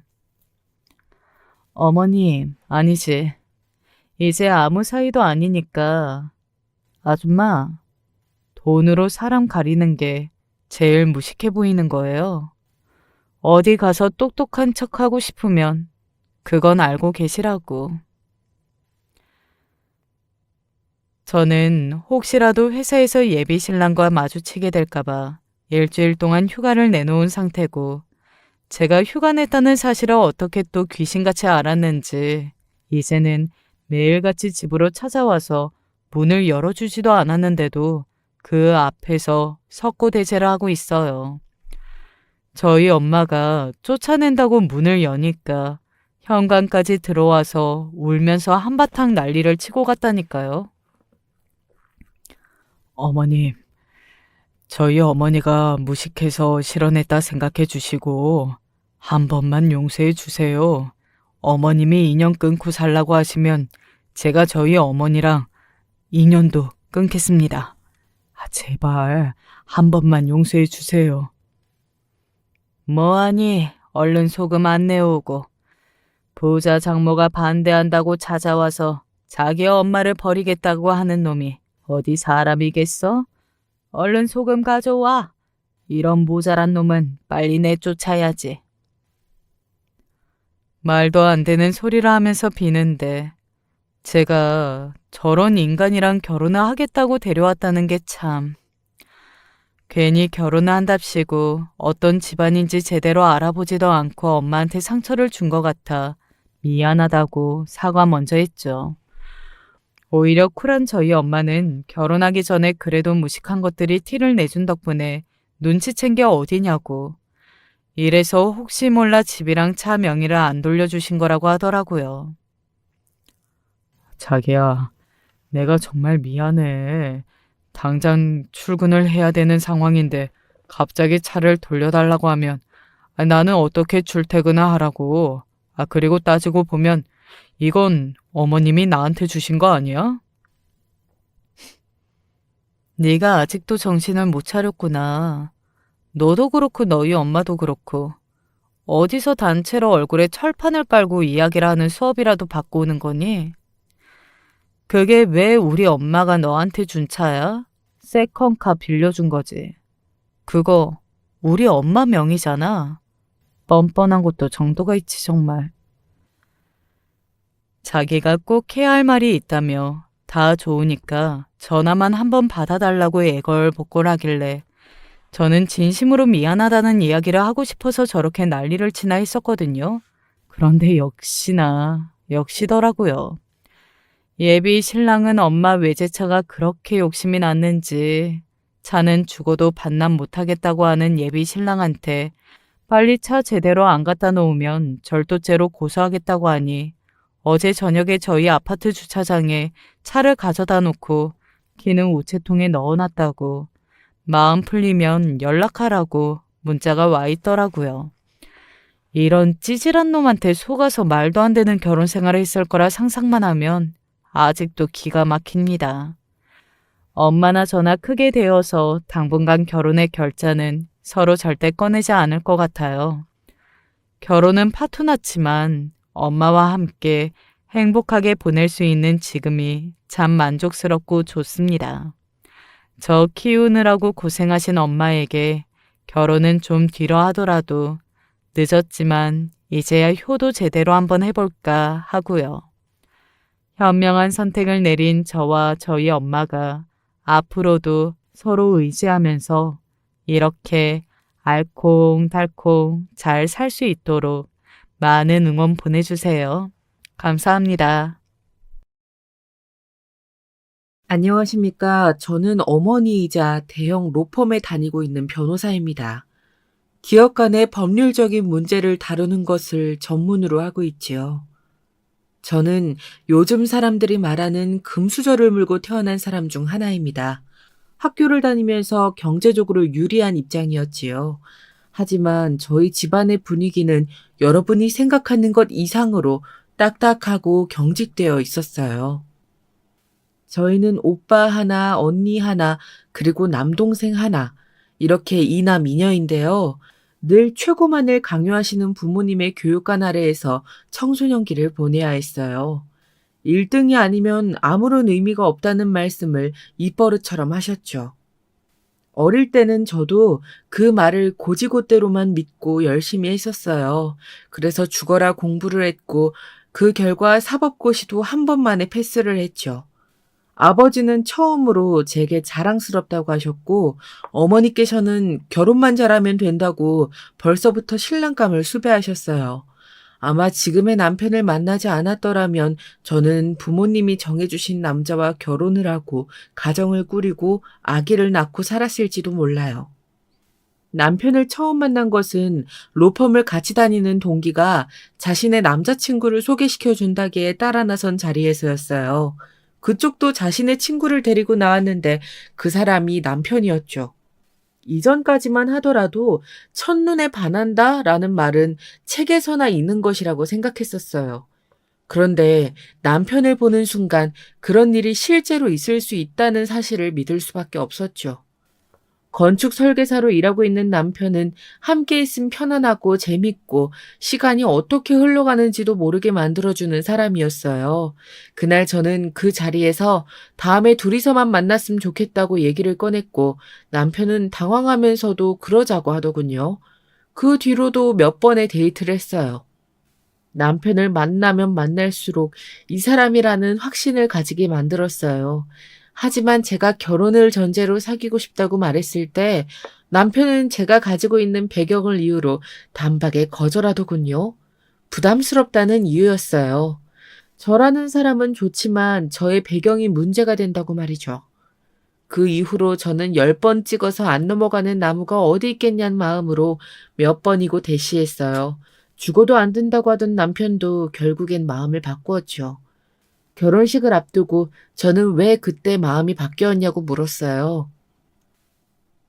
처음에는 금수저 공주과라고 생각했는데 완전 환상이 깨졌거든.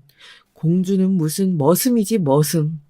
남편이 웃으면서 얘기를 하는데 그 말이 너무 정답이라 화도 못 내고 그냥 웃는 거밖에 없더라고요. 남편의 집은 저희 집과 너무나도 대조적인 곳이었어요. 시아버지는 남편이 취직한 지 얼마 되지 않아 돌아가셨고 시어머니 한 분과 5살 어린 남동생이 있을 뿐이었죠. 처음 시댁에 인사를 갔을 때 저는 나름 긴장을 하고 갔는데 시어머니께서 너무 편하게 저를 불러주시더라고요. 도련님도 스스럼 없이 제게 손을 내밀면서 기업 전문 변호사는 어떤 일을 하느냐고 물어보기도 했고요.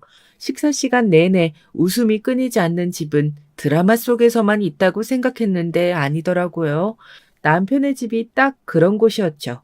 그날 시댁에서 나오면서 저는 남편에게 무슨 일이 있어도 당신과 결혼하고 말 것이라고 선언했어요. 남편은 그런 저를 보면서 무슨 판사 앞에서 선서라도 하는 거냐면서 뭘 그렇게 거창하게 말하냐고 했지만 저는 진심이었답니다. 이런 가정에서 자란 남자라면 앞으로 태어날 아이들도 저도 행복해질 수 있을 것 같았거든요. 문제는 저희 집이었어요. 예상했던 것처럼 반대에 부딪혔죠. 제 미래를 완벽하게 세팅하셨던 어머니의 분노는 어마무지하셨습니다. 물론 과거의 저였다면 이런 부모님 앞에서 그저 머리를 조아리고 알겠다고 시키는 대로 하겠다고 말씀을 드렸겠지만 저는 달라져 있었어요. 이 남자가 아니면 절대 결혼하지 않겠다고 말했고 파장은 심각했죠. 하지만 의외로 아버지께서 그 사람을 데리고 와보라고 하시더군요. 저는 혹시나 무슨 꼬투리라도 잡아서 절대 결혼을 못하게 하시려나 싶어 걱정을 많이 했어요. 그런데 막상 불러서는 평범하게 밥만 먹고 보내시더라고요. 혼자서 전전긍긍했는데 아버지 반응이 너무 의외라서 어떻게 해야 할지 몰랐어요. 그 뒤로도 아버진 몇 번 더 남편을 불러서 밥을 먹자고 하셨고요. 그리고 그 몇 번의 시간 동안 어머니도 생각이 바뀌셨는지 결혼에 대해 더 이상 반대의 말씀이 없으셨죠. 집으로 불러 5번째 식사를 했을 때 아버지께서는 수저를 놓으시면서 말씀하셨어요. 상견례 자리는 이달 안에 잡도록 해라. 결혼식 규모든 예물이든 예단이든 다 너희들이 정하도록 하고 과하지 않게 둘이서 의논해서. 정말 깜짝 놀랐었죠. 생각보다 너무 빨리 허락을 해주신 것 같았거든요. 남편을 배웅하며 따라 나간 저는 솔직하게 남편에게 말했어요. 이렇게 쉽게 결혼을 승낙하실 줄 몰랐는데. 그래? 난 반대는 안 하시겠거니 했는데 반대하실 거면 이렇게 계속 밥 먹자고 오라고 하셨을 리도 없고 그나저나 결혼식 우리가 알아서 하라고 하셔서 다행이다.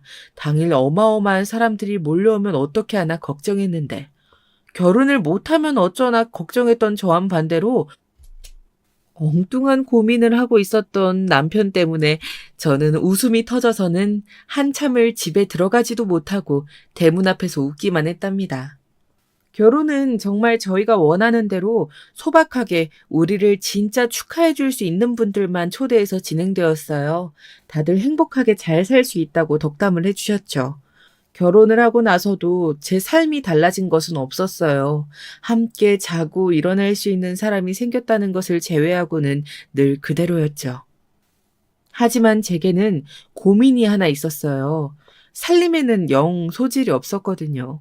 혼자 살 때야 아무렇게나 하고 살아도 괜찮았지만 지금은 아니잖아요. 그나마 저보단 남편이 솜씨가 좋아서 많이 도와주었어요. 원래 결혼 전엔 아침에 일어나면 저는 진한 커피를 마시고 출근했었는데 결혼하고 나서는 남편이 매일 아침을 챙겨주고 있지요.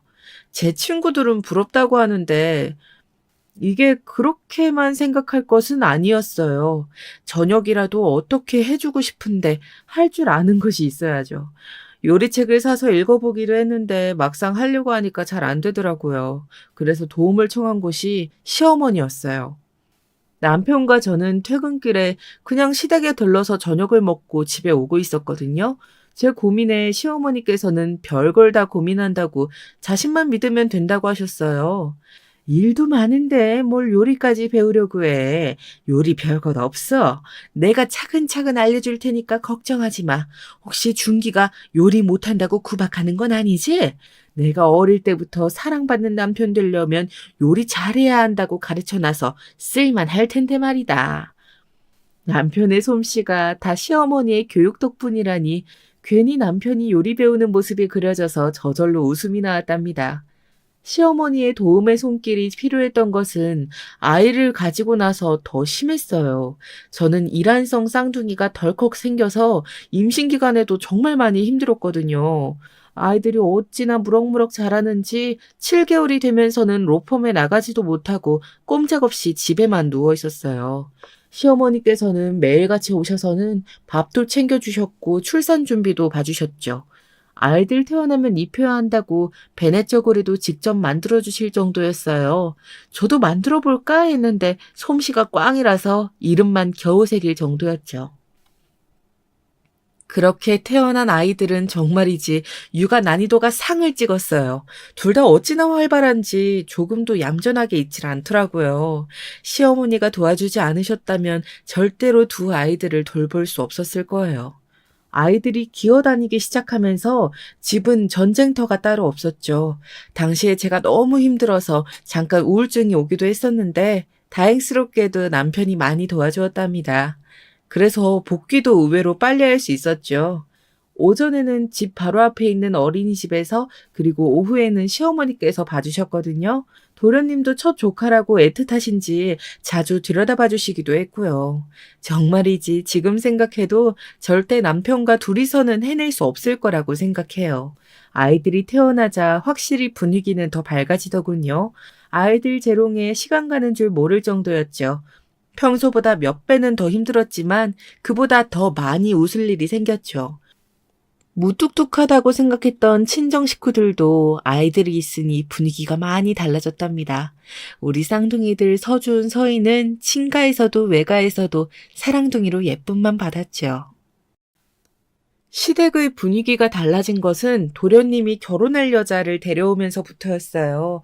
여자친구가 있는 내색을 전혀 안 해서 시어머니께서 엄청 걱정하셨거든요.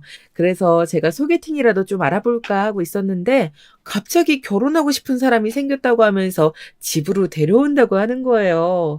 그 소식에 괜히 들뜨게 되더라고요. 어떤 사람일지 궁금하면서도 앞으로 집안이 더 즐거워진다고 생각하니 하루라도 빨리 만나고 싶었지요. 그런데 동서가 될 사람이 오기로 한 날 로펌에 일이 터지는 바람에 저는 참석하지 못했어요.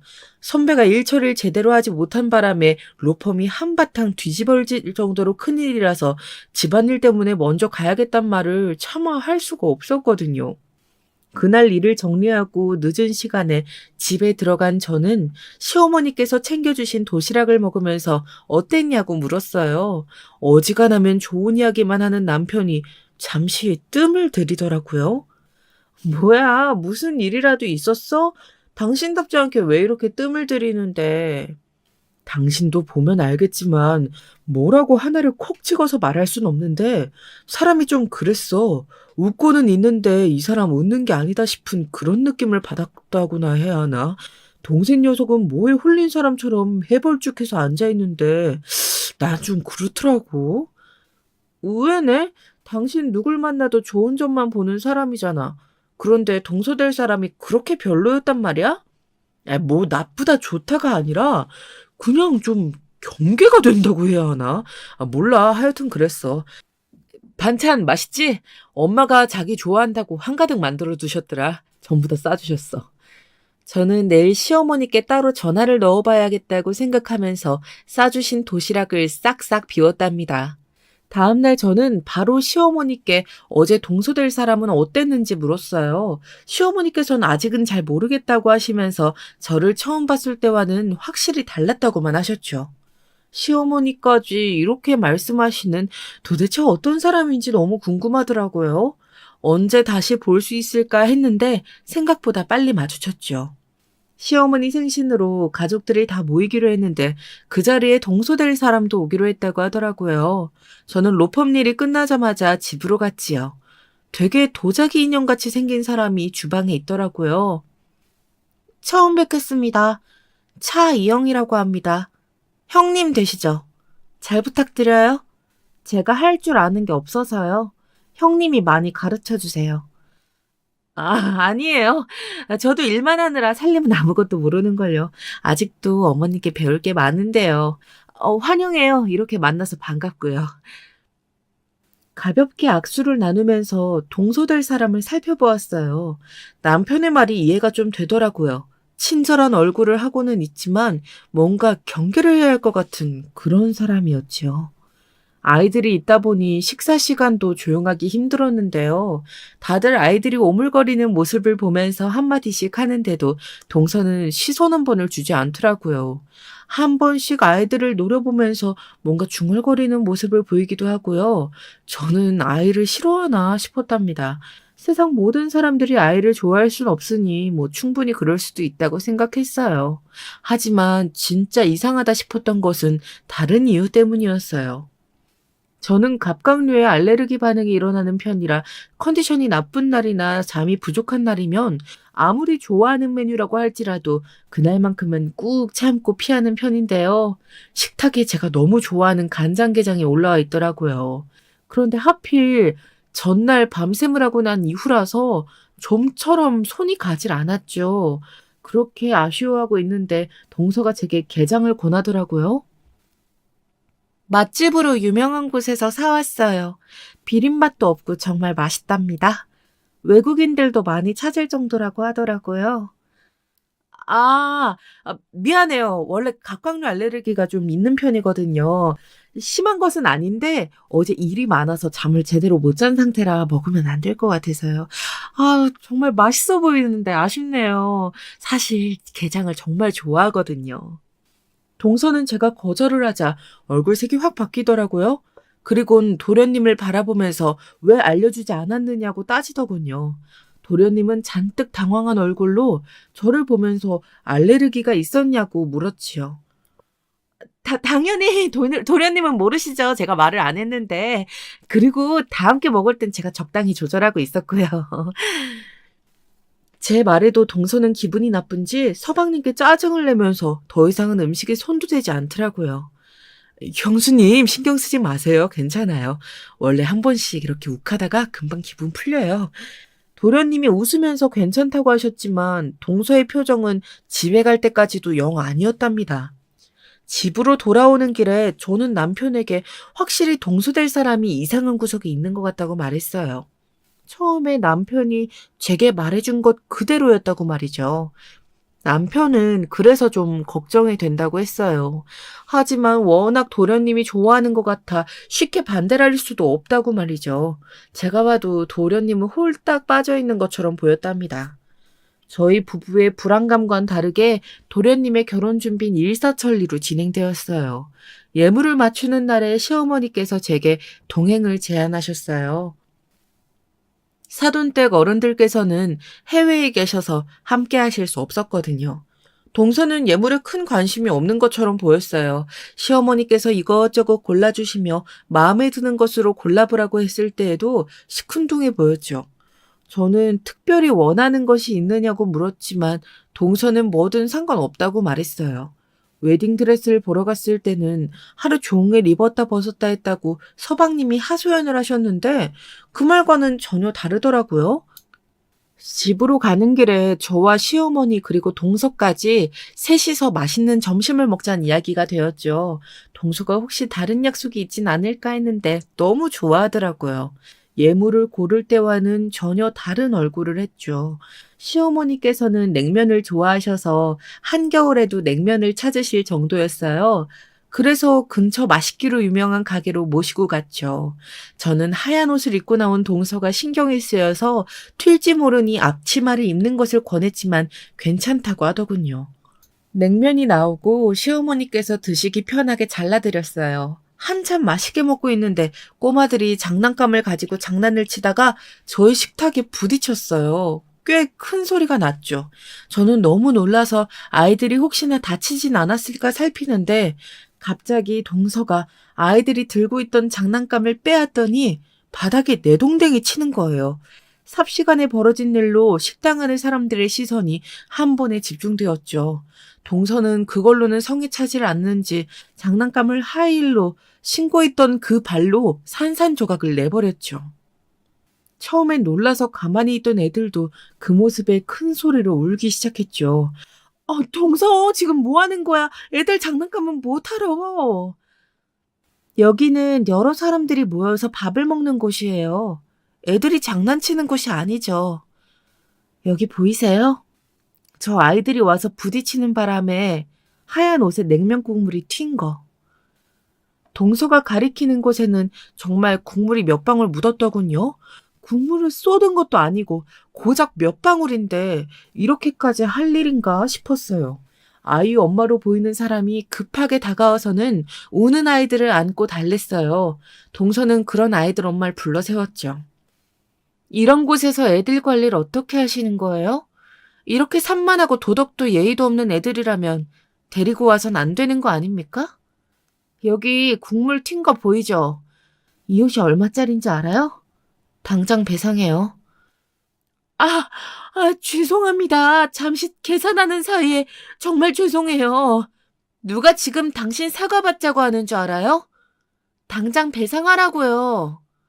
보다 못한 제가 동서에게 그만 좀 하라고 했지만 동서는 오히려 제 3장 끼어들지 말라고 하면서 아이 엄마를 다그쳤어요. 아줌마, 진짜 애들 교육시킬 자신이 없으면 납치를 말았던가, 나았으면 제대로 가르치던가. 잠시 계산을 하는 사이? 잠시가 어딨어요, 잠시가! 아이를 데리고 나왔으면 확실히 관리를 해야죠. 민폐만 끼치고 이게 뭡니까?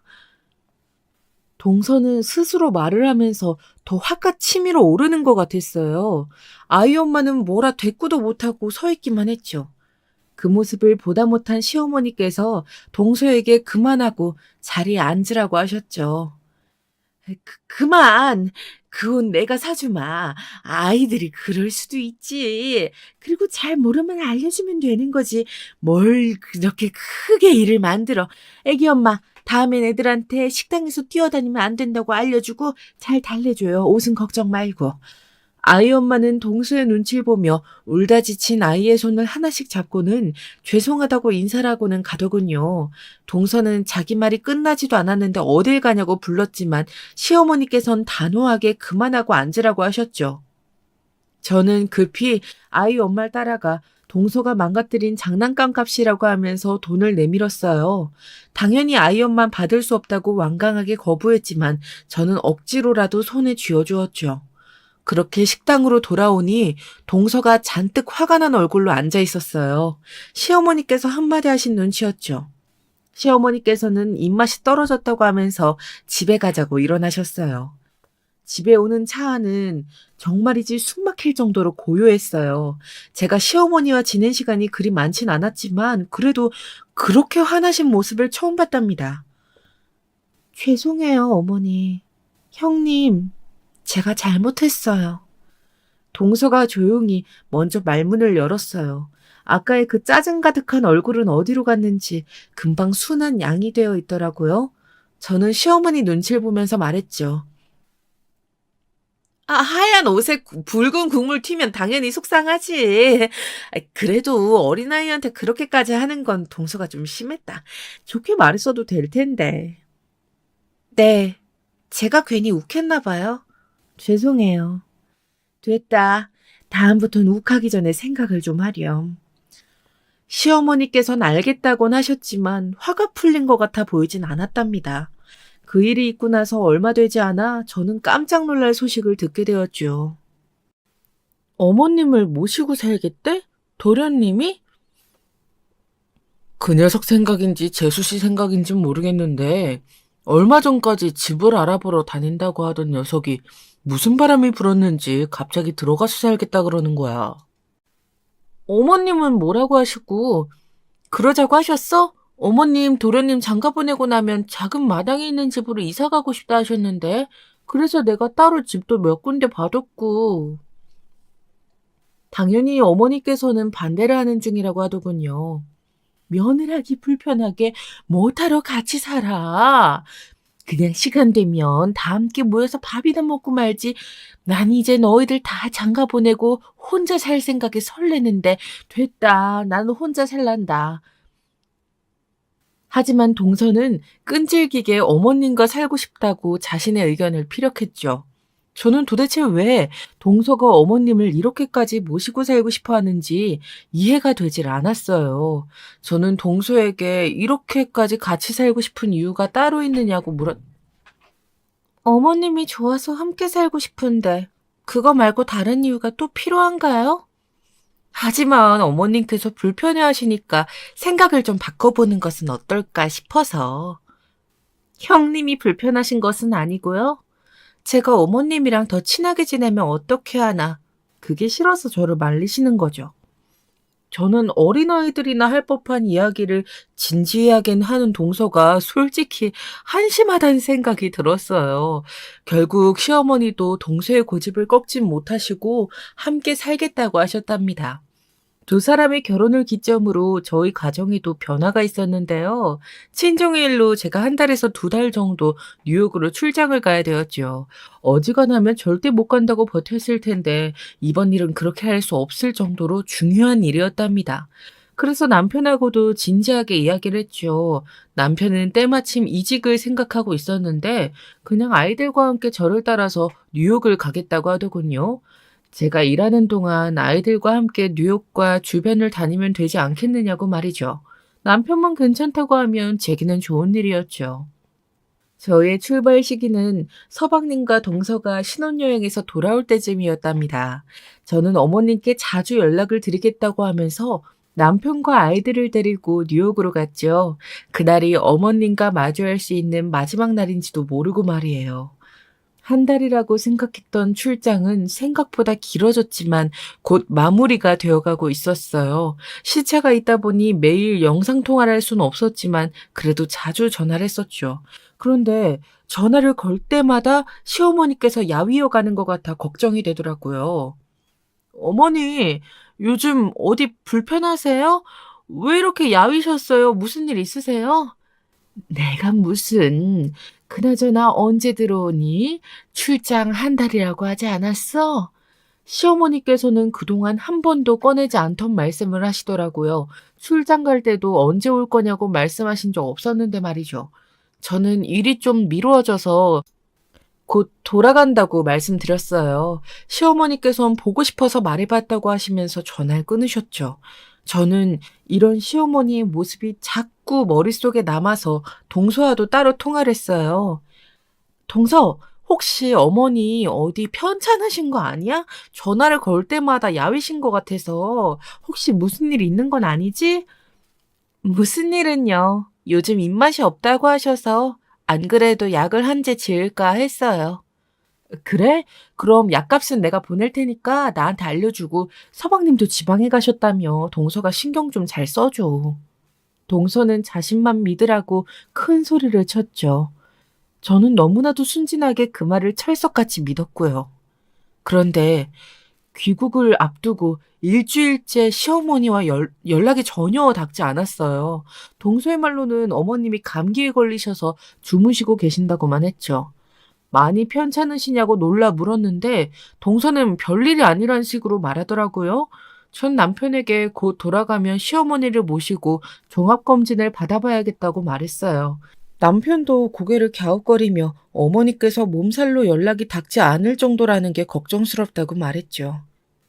그런데 며칠 뒤 갑자기 한국에서 충격적인 소식이 왔어요. 시어머니께서 돌아가셨다고 말이에요. 저와 남편은 믿기지 않는 상황에 정신이 반쯤은 나가버렸지요.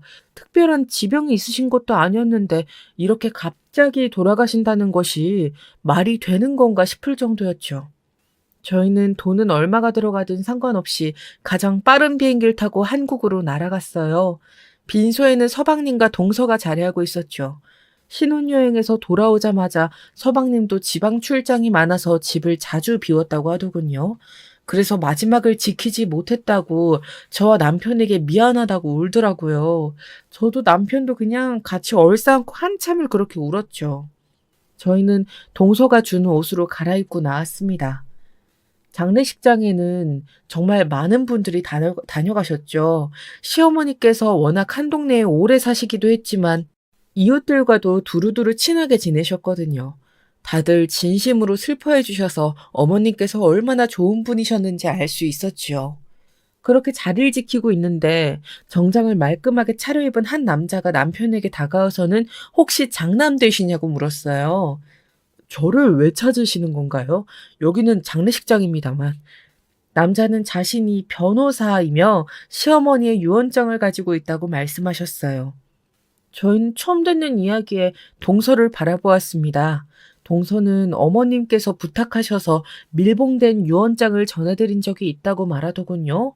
변호사가 오픈한 유언장에서는 모든 재산을 동서에게 물려주겠다고 적혀 있었어요. 남편과 저는 깜짝 놀랐답니다. 잠깐만 유언장 좀 볼 수 있겠냐고 물었더니 변호사는 흔쾌히 제게 보여주더군요. 확실히 공증까지 되어 있는 완벽한 유언장이었어요. 제가 늘 곁에 있다 보니 제게 뭐라도 해주고 싶다고 하셨는데 그게 이런 것인 줄은 몰랐어요. 그냥 농담이라고만 생각했는데. 동서는 어머님을 떠올리며 눈물을 찍어내는데 아무리 봐도 거짓말을 하고 있다는 것처럼 보였죠. 하지만 공증까지 완벽한 유언장인데 의심할 것은 없었어요. 제가 돈이 필요해서 그런 생각을 한 것은 아니었어요. 시어머니께서는 봉사활동을 다니시는 곳들이 있었는데 언젠가 제게 자신이 죽고 나면 얼마 되지 않는 재산이라고 할지라도 사회에 기부하고 싶어 하셨거든요. 그런 말씀을 하셨던 시어머니께서 갑자기 동서에게 모든 재산을 준다고 유언장을 쓰셨다는 것이 의문이었어요. 하지만 그런 이야기를 쉽게 꺼낼 수는 없었어요. 하지만 곧 저의 의심이 확신을 가질 수 있게 하는 사건이 있었어요. 장례 절차도 거의 끝나가는 시점에 시어머니 댁 옆집에 살고 있던 부부가 아이들을 데리고 왔더라고요.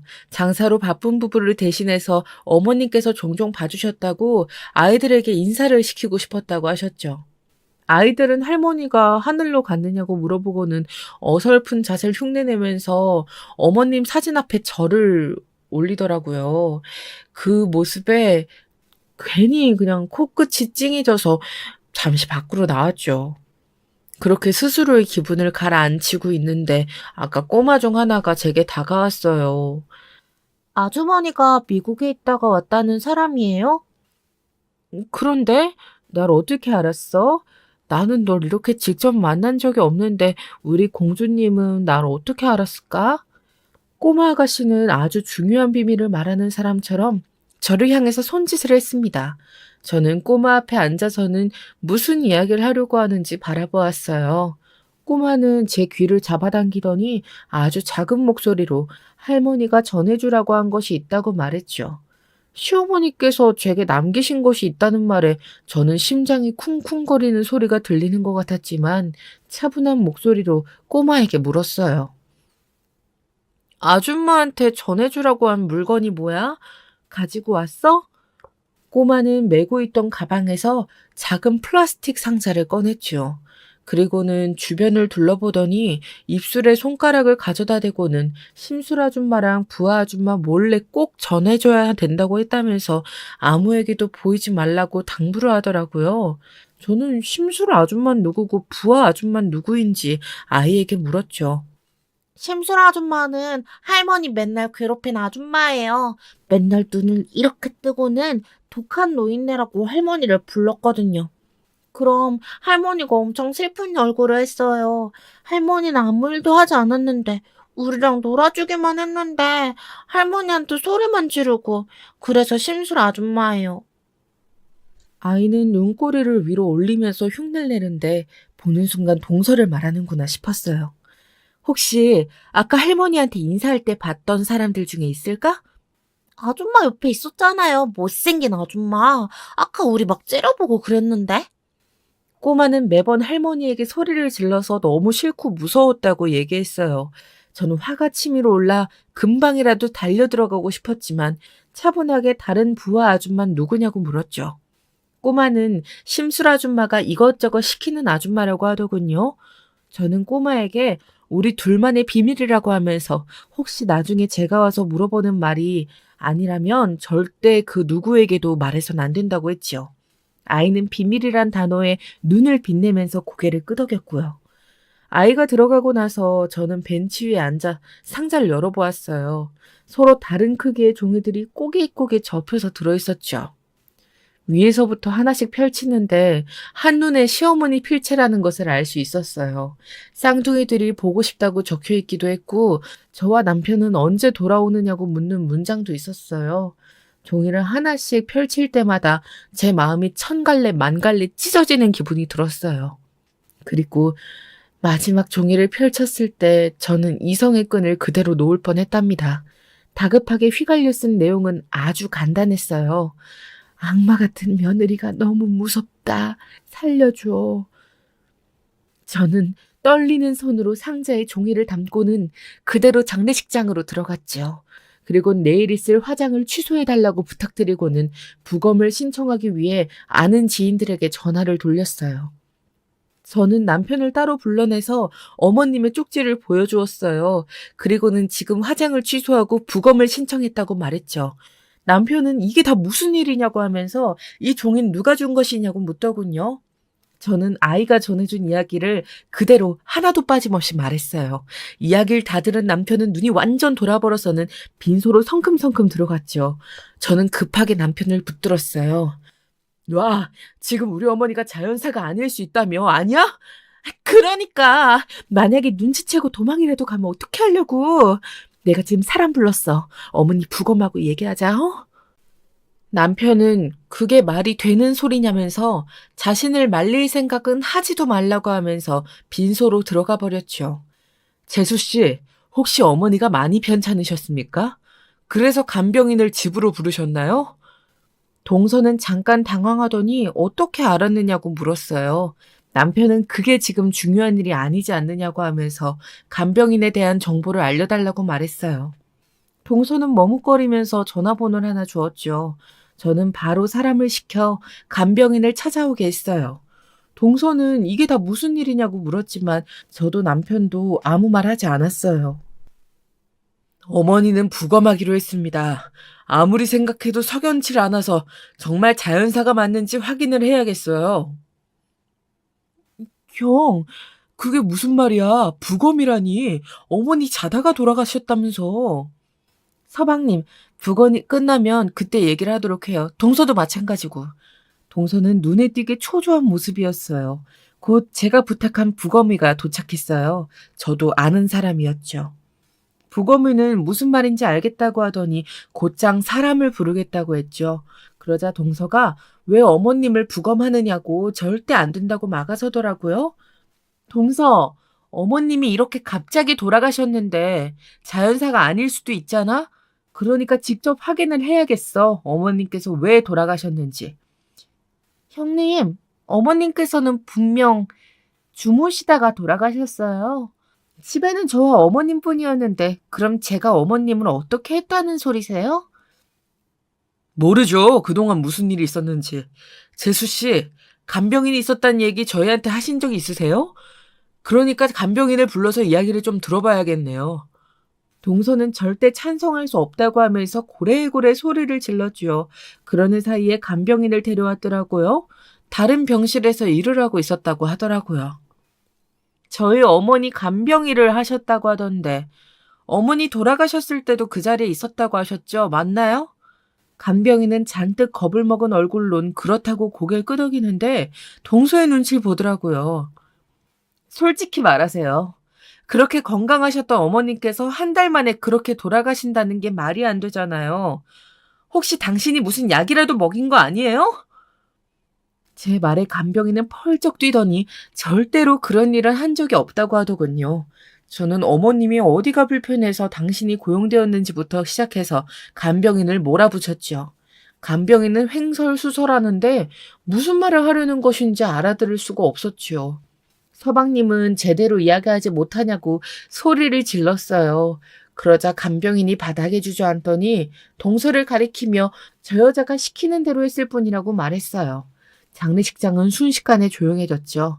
아까부터 주변 사람들이 호기심 어린 눈빛으로 저희를 바라보고 있었음에도 불구하고 바늘 떨어지는 소리도 들릴 정도로 고요했어요. 미쳤어, 당신? 내가 뭘 시키는 대로 했다 그래? 누굴 모함하려고. 형님 말씀처럼 진짜 당신이 우리 어머님께 어떻게 한 거 아니야? 우리 어머님? 맨날 독한 노인네라고 손가락질하면서 허구한 날 할머니 쥐어박던 사람이 누군데 나보고 나더러 모함이래. 간병인의 충격적인 고백에 서방님이 달려들어 간병인의 멱살을 잡아 세웠어요. 저도 남편도 말리려고 했지만 워낙 오랫동안 운동을 한 사람이라 당해낼 수가 없었죠. 똑바로 말해. 우리 어머니한테 무슨 짓을 한 거야? 거짓말 조금이라도 했다가 내 손에 작살날 줄 알아. 알겠어? 저는 금방이라도 간병인의 숨이 넘어갈 것 같은 모습에 손이 떨려왔어요. 무슨 일이라도 생긴다고 해도 전혀 이상할 것 하나 없는 그런 분위기였죠. 남편이 겨우 서방님을 설득해서 간병인을 풀어주자 그녀는 제대로 허리도 펴지 못하면서 숨을 몰아 쉬었어요. 그러면서 자기 핸드폰에 잠금을 풀고는 제게 주더군요. 얼떨결에 폰을 받은 저는 거기 담겨있는 영상을 보고 소리를 지르면서 그대로 폰을 떨어뜨리고 말았어요. 바닥에 떨어진 폰에선 여전히 소리가 흘러나오고 있었죠.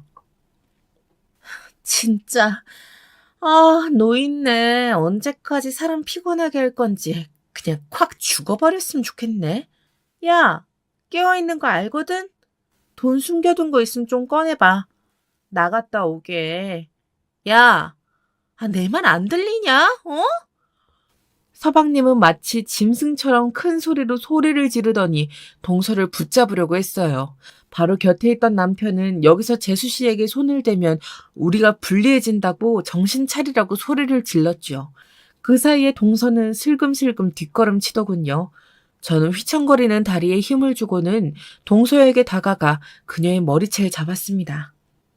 네가 뭔데? 니까짓 게 뭔데 우리 어머니를 감히! 저 역시도 분노로 말이 제대로 나오질 않았지만 잡고 있던 동서의 머리채를 있는 힘껏 잡아 끌었어요. 서방님을 말리던 남편은 갑작스러운 제 행동에 놀라 가만히 서 있기만 했죠.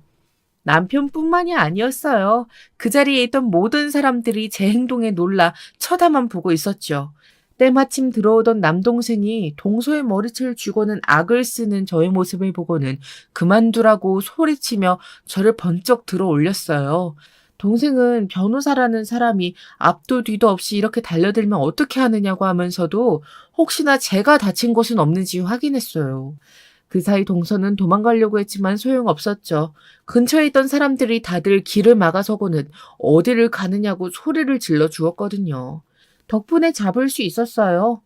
동서는 자기 몸에 손 하나라도 대면 다 성추행으로 고소하겠다는 소리를 하면서 사람들을 밀어내려고 했지만 처음부터 지켜보고 있던 사람들은 조금도 물러나지 않았어요. 저는 남편에게 당장 신고부터 하라고 했죠. 남편이 고개를 끄덕이며 전화기를 들었다가 팔에 힘이라도 빠진 건지 길게 한숨을 내쉬었어요. 우선 경찰에 신고부터. 남편은 눈물을 참지 못하고 고개를 떨궜습니다. 죄송해요. 다 제 잘못입니다. 제가 사람을 죄송해요. 정말 죄송합니다. 서방님은 빈소에 모셔진 어머님의 영정사진을 향해 엎드려서 대성통곡을 하며 어머님께 우리에게 미안하다는 말을 몇 번이나 했지요. 남편도 저도 서방님 옆에 함께 엎드려서 통탄의 눈물을 흘렸습니다. 제 손에는 마지막일지도 모르는 살려달라고 무섭다고 적힌 종이가 들어있는 상자가 쥐어져 있었어요. 신고를 받은 경찰이 찾아왔고 바로 동서를 데려갔어요. 빈소 구석에 있는 방에 들어간 저희는 간병인의 폰을 확인했지요. 영상이 하나만 있는 것이 아니었어요. 그날 이외에도 시어머니가 먹고 있는 밥상을 엎는 장면도 있었죠. 또 다른 날에는 어머님께 알아들을 수 없는 말을 외치면서 온갖 물건들을 던지는 것도 있었어요. 정말이지 두 눈을 뜨곤 볼 수 없을 만큼 참혹했어요. 저는 왜 시어머니가 이렇게 당하고만 있었는지 이해가 되질 않았어요. 간병인의 말로는 며칠을 방에 가두고 물 한 모금 안 주던 날도 있었는데 그것이 처음이 아닌 것 같았다고 하더군요. 그 말에 우리 가족 중 그 어느 누구도 제정신으로 앉아있을 수가 없었어요. 남편은 숨을 몰아쉬며 왔다 갔다 움직였고 서방님께서는 눈에 보이는 것들을 발로 차며 소리를 지르셨죠. 저는 억장이 무너지는 기분이 들어 손가락 하나 움직일 수 없었고요. 하지만 이대로 있어서는 안 된다는 생각이 들었어요. 이렇게 시어머니를 억울하게 보내드릴 수는 없다고 생각했죠.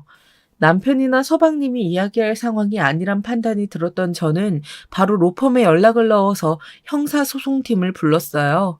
동서를 경찰에 신고했다는 사실과 함께 그 여자가 저지른 행동에 대한 소송을 진행할 생각이었죠.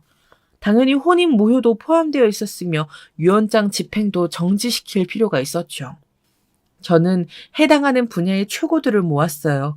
저는 제가 할 수 있는 모든 것을 동원해서 동서에게 책임을 묻고 자신이 한 행동의 대가를 피눈물 흘리며 치를 수 있도록 만들겠다고 다짐했죠. 부검의 결과 자연사는 맞았어요. 심장이 갑자기 멈췄다고 하더군요. 장기적인 구타 흔적이 있는 것은 아니지만 영양 상태가 정상은 아니라고 했죠. 경찰 조사에 들어가자 동서는 자신은 절대 그런 행동을 한 적이 없다고 말하며 이 모든 것은 조작이라고 하더군요. 심지어 간병인이 찍었다고 하는 동영상도 페이크라고 우겼어요. 하지만 간병인이 가진 영상이 하나가 아니란 사실과 시어머니께서 남기신 종이 쪽지를 보여주며 압박하자 조금씩 무너지기 시작했죠. 결정적인 것은 동서와 깊은 관계였다는 바텐더의 진술 때문이었어요. 동서는 신혼생활을 즐길 틈도 없이 서방님이 지방으로 장기 출장을 떠나자 외로움에 예전에 자주 놀러가던 바를 친구들과 다시 찾았다고 해요. 거기서 바텐더를 만났는데 금방 불이 붙었자고 했죠. 일주일에 3번, 4번씩 바에서 시간을 보내는 것은 기본이요. 둘이서 호텔을 다녔다는 정황도 있었죠. 당연히 시어머니께서도 동서의 이런 이상한 행동에 신경을 쓰이셨고요. 여러분, 시부모랑 함께 살고 있는 며느리가 술에 잔뜩 취해서 남자한테 엎혀 들어온다면 어떨 것 같으세요? 시부모의 입장이라면 말이죠. 당연히 잔소리를 할 수밖에 없지 않겠어요? 그 상황에서 며느리가 늦게 들어오든 남자랑 있든 아무 상관없다고 말할 수 있는 사람이 과연 있을까요? 당연히 저희 시어머니께서는 동서에게 화를 내셨죠. 나중에 동서의 진술로 알게 되었는데 시어머니도 처음엔 별 말씀을 하지 않으셨다고 해요. 그런데 어느 날부터 너무 늦게 들어오는 것이 아니냐고 한마디 하셨고 그 이후로는 술을 줄여라, 저 남자는 누구냐 등 잔소리를 직접적으로 하셨다고 했죠. 바텐더는 언제부터인가 동서가 자신을 집으로 부르기에 갔었는데 할머니 한 분을 방에 가두고 입에 담기 힘든 욕을 하면서 소리를 지르는 것을 봤다고 말했어요. 그 모습이 무서워서 도망을 쳤고 바로 잠수를 탔다고 했죠. 동서에게서 계속 연락이 오는데 무서워서 도저히 받을 수가 없었다고 하더군요. 결국 동서는 모든 것을 인정할 수밖에 없었어요. 시어머니가 형님인 저를 잘 챙겨주는 것 같기에 함께 살면 여러모로 편리하겠다 싶어서 시댁에 들어가서 살기로 결정했다고 말했죠. 그런데 남편은 출장이다 뭐다 집에 잘 안 들어오지. 막상 다 해줄 것 같았던 시어머니는 자기보다 형님을 더 챙기는 것 같지. 그래서 모든 것이 다 짜증이 났다고 하더군요. 거기다 시어머니의 잔소리도 점점 심해지는 것이 듣기 싫어서 하루는 그냥 방에 가두고 물만 줬는데 조용해져서 그 뒤로는 조금만 자신을 화나게 하면 시어머니에게 화풀이를 했다고 했어요. 동서의 진술서를 보면서 저는 몇 번이나 종이를 찢고 싶은 심정을 참아야만 했어요. 남편은 혹시 상대 측에서 분노 조절 장애를 내세워서 정신 이상을 호소하면 어떻게 되느냐고 걱정을 했어요. 물론 저도 그 부분에 대해서 걱정을 했죠. 하지만 절대 이대로 빠져나가게 둘 순 없잖아요. 동서는 시어머니가 다른 사람과 통화할 때 혹시나 이야기를 할까봐 전화기 뒤에 앉아 감시했던 사람이었어요. 그걸로 부족해서 자신이 없을 때도 지키고 있을 사람으로 간병인까지 고용했죠. 그런 사람이 감정을 조절하지 못해서 그랬다? 말도 안 되는 소리죠. 동서를 다시 만난 건 재판 때문이었어요.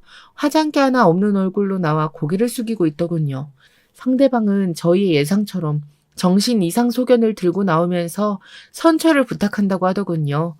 이미 알고 있었는데도 기가 막혔습니다. 동서는 자신의 잘못을 뼈저리게 후회하고 반성하고 있다고 하면서 분노 조절을 제대로 하지 못했던 지난날을 후회한다고 말했죠. 저는 더 이상 듣고 있기가 힘들 정도였어요. 정말 동서가 반성을 하는진 모르겠더라고요. 사람은 고쳐 쓰는 것이 아니라는 옛말도 있잖아요. 사람이 어떻게 그렇게 쉽게 바뀌겠어요. 무엇보다도 바로 눈앞에 앉아있는 모습에서 저는 조금도 반성하는 기색을 찾을 수가 없었거든요. 저희는 상대방이 나올 수 있는 모든 경우의 수에 대해 준비를 철저히 했고 절대 선처는 있을 수 없다고 주장했습니다. 재판부에서도 치료가 필요한 것은 사실이지만 그 죄질이 잔혹하다며 최고 형량을 내리더군요. 물론 상대방에서는 항소를 했지만 소용이 없었죠. 재심에서도 동서는 동일한 형량을 받았고 결국 동서는 옥살이를 하게 되었습니다.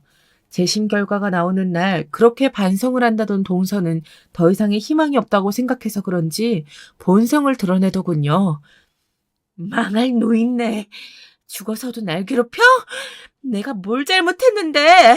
건방지게 나한테 훈계하고 가르치려고 들었던 그 할망구가 잘못했잖아. 그리고 내가 죽였어?